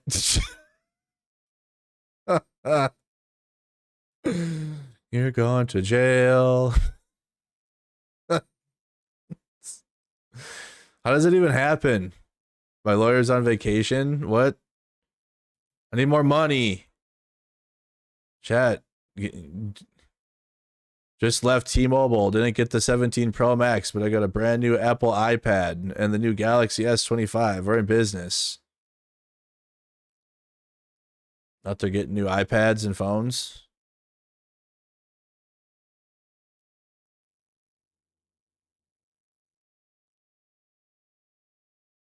Tommy has to stay 200 feet away from the Portland ICE facility, and the protest has moved to him and other patriots. This is what it is now, huh? Do you think it's smart for these people to be fighting federal officers? Do it. Yes. Why is that a good idea? Yes. Because of why? Because they're trying to. They're deporting illegals. Because they're trying to roll. Pay attention. No, they're not. They are deporting illegals. Fuck them. We voted for them to mass deport illegals. We voted for mass deportation. We voted for mass deportation. Deport all illegals. Deport all illegals. Deport all illegals. I did not vote for a kitty diddler. Trump wants I did not. You voted for Biden, so yes, you did. No, Biden. Prove it. Biden was sniffing kids on live TV. His daughter already did. He was taking perverted showers with his own daughter. We seen it on live TV, bro. We seen it on live TV.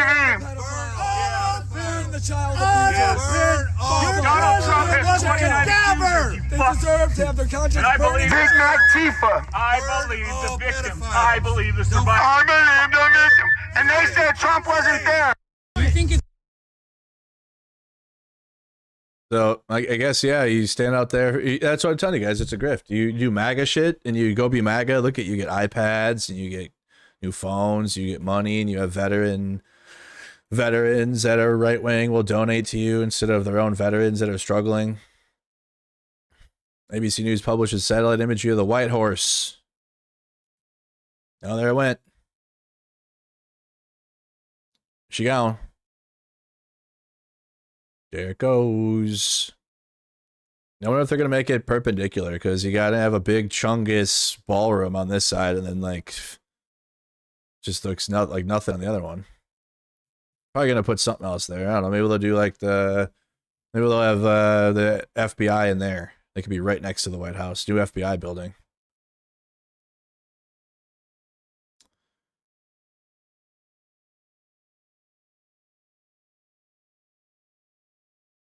This is the Desert Storm vet that's just kind of going there and taking selfies and doing... It's so cringe. Take a break in God's country.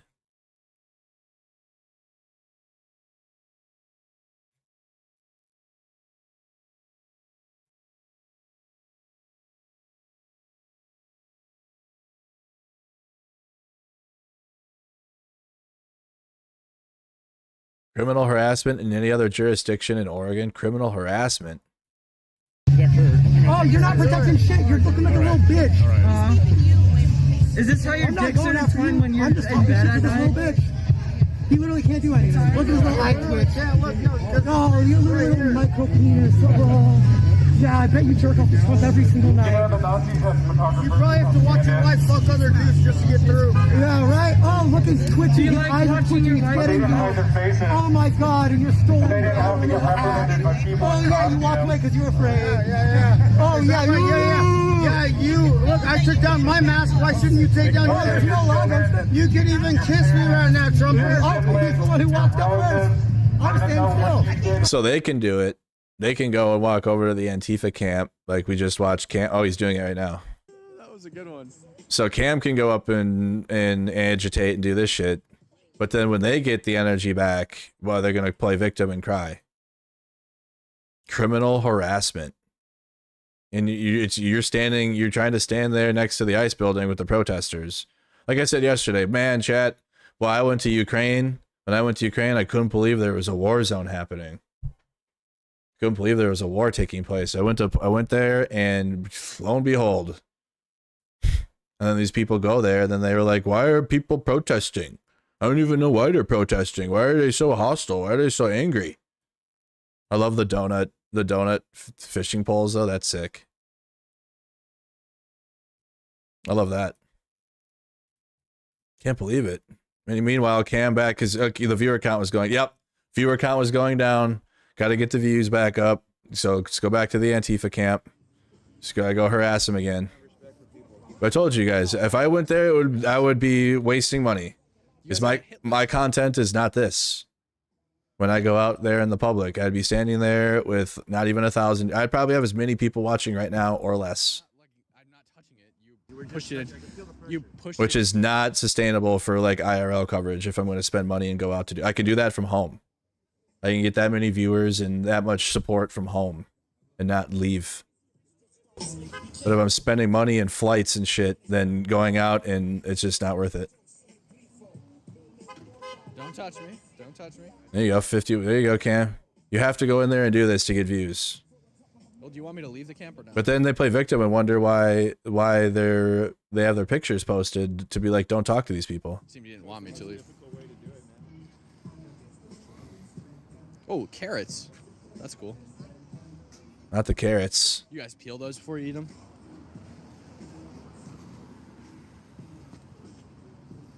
Hey, Value, thank you for the $10 super chat. Those super chats really make this work possible. I wonder when the actual like black bloc anarchists are gonna show up. They're even like, this ain't even worth it yet.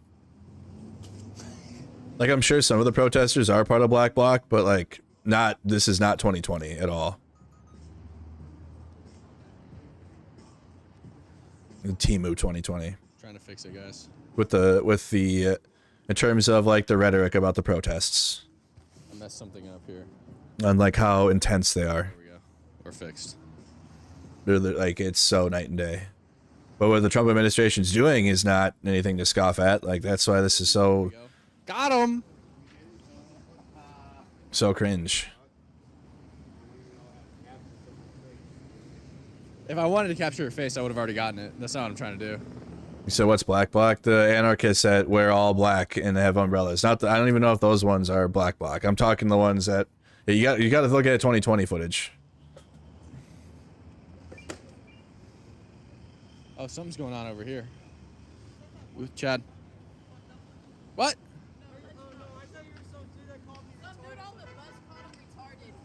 For what? Because he was looking at me, and I was like, yo, if you want to look at me, you can just take a picture. It lasts longer. What was he looking at you for?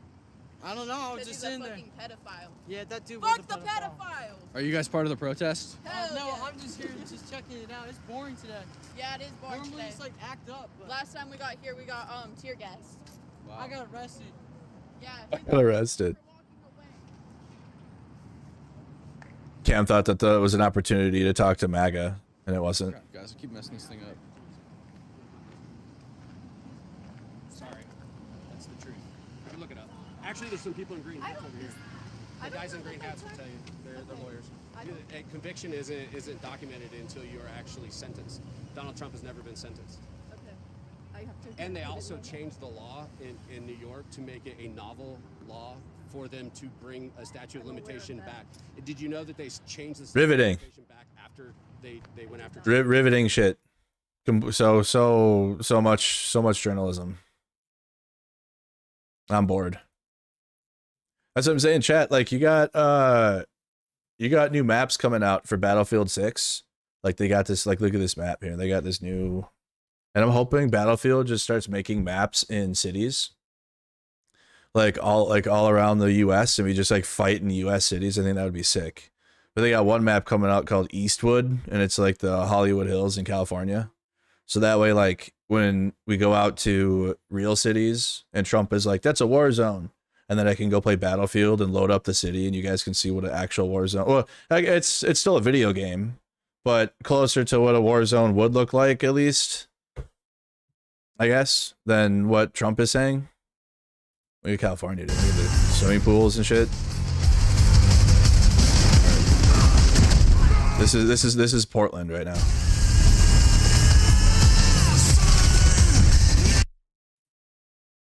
Skateboard, and once with a phone, they slapped me in the face with it. They attacked you with a knife. Yeah, yeah.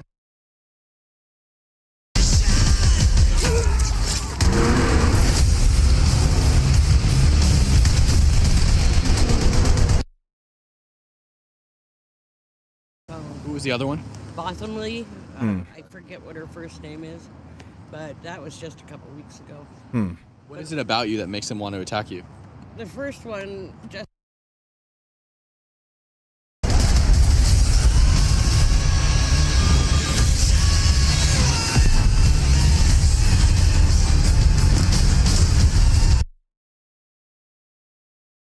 at me with a knife and screaming at me. And Hey, I was actually trying to leave, but it seemed you didn't want me to leave. Just doesn't. I think it's just not adding up to me.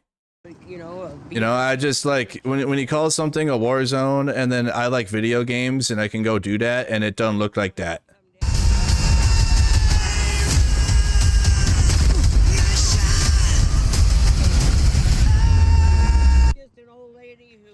But you're willing to fight back, and I appreciate that. I figure, if I put my face out there, if something, and I told the gentleman, Ocean Pod. Yeah, Ocean. Good I dude. told him last night, he says, well, why do you keep putting your face out there? Because I've been interviewed before. And I said, because if I turn up missing, then somebody will come looking for me. Oh, that's nice. They have Life Alert, and like you got Find My Phone apps now. So, well, that's nice. That's good. Okay. Well, really good content there. If you guys want to go Cam Higby's got 5,400 people watching this. It's so good. So, but he's got to keep that going. So he's going to go back to the Antifa camp and go fuck with them again. Cause he just has to, like, there's nothing else to look at. I'm going to go play Battlefield cause I want to go do this. That does look sick though. Look at the fucking golf. I said this yesterday. The golf course. You got Bradley's on the golf course and shit. That map looks like going to be my favorite map, I think, of a long time. So I'm going to go do that instead because this shit's boring. Like, this is boring. I support the protests in terms of like the protest against the federal government and with the overreach of the federal government, but providing firsthand journalism to it and spending our resources on covering that is not well implemented. I would be doing a disservice to your guys' memberships and all of your support on the channel by going and standing in this non-story. If the ICE come out, if the protest grows in size, that's more interesting in terms of the protest size. Then we'll go back. Or if in the National Guard, when we get an announcement tomorrow from the courts and we find out if the National Guard is going to get deployed, then we'll go and go see what's up. This shit is not worth our time and our resources. As much as I love Portland, I think it's important to show Portland, like, hey, if you're in Portland, you should go take pictures. Go, if you like yours, just use your social media. If you live in Portland, Oregon, just go take pictures of it. Go walk around the city. Like, I'm from Minnesota. I would love to just go there, just hang out and do content. And if I become a bigger creator and have the money and resources to do that, then I would just go to Portland and walk around the streets. If the National Guard does get activated, I will do that, but I will be going there for an additional purpose, if that makes sense. Like, the main focus to go to Portland would be to cover the Guard and the state sanctioned violence that would be taking place, because that will likely increase if the Guard is activated, and that way the feds can feel more empowered. We'll see. The protest size would likely increase, but we'd have to look at it. But I'd also just be there, and I would provide additional content in Portland of like, hey, this is what it looks like, because that's what I'm going to do next time I go. I didn't do that last time, and I should have. But if you just like live in Portland, though, you should just walk around and show that it's not a war zone. Like, just go do that. It's your city. Like, if you live closer, just go walk around, take some snaps. So look at a Portland war zone POV, and it's like you at the river or something, or at the fucking port or whatever you're gonna go do in the chillest place in Portland. Just go do that. But yeah, I got Cam's live. Probably all the other MAGA is going to be live out there. You guys can ping me if something crazy happens, but it doesn't look like it. It looks boring. So we're going to go play Battlefield. We're going to go do Battlefield 6 instead until the Vikings game, because the Vikings are on tonight on Thursday Night Football. So we'll do Battlefield 6 Carnage. I don't know. It's a good word. Carnage. And I'll have it for 5:15, so not that long from now, because the Vikings are on tonight. But yeah, if let me know about San Francisco. That's the next one, but that isn't. Trump literally said he's not going to do anything with it. So, or at least for now. So we'll pay attention to it, obviously. But we'll look at that. Look at Memphis. I'm looking at it. I really am more effective if there's like a protest to cover, and like go out there where other people are. I don't have the resources yet to like figure out where things are at and go to it. Like, I'm not Nick Shirley. Nick Shirley embeds himself with the Fed, so he's there at the moment the story takes place. That's impossible for me.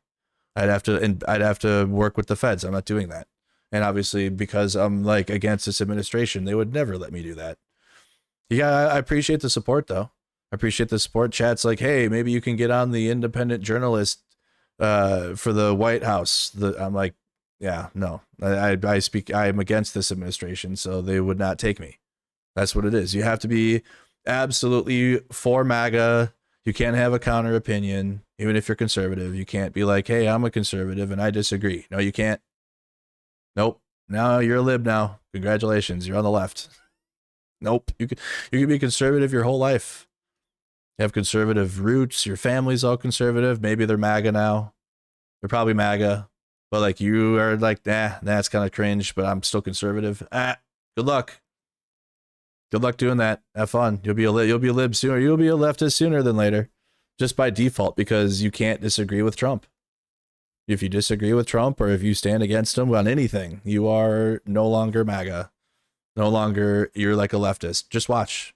I challenge you, if you're a conservative, find something you disagree with Trump on and say it and see what happens in your social circle. See what happens. Watch. Do it as like a test and just be like, you could just cope and be like, guys, I was just kidding. I just wanted to see what you wanted to. I just wanted to see what you were going to say. I support Trump. I was just kidding. But like, do it just as like a test and see what your friends, your friends in your little social circle all do immediately.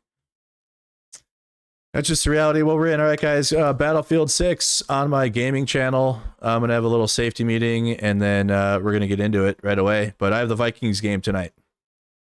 So Battlefield 6, come check it out. I already got it scheduled. Mercado Gaming on YouTube. Mercado Gaming. Okay, come check us out. You guys have a good one. Gonna keep you guys updated on the ICE situation and the protests against them and all that good stuff, you guys. Have a good one. See you on the next one. Peace.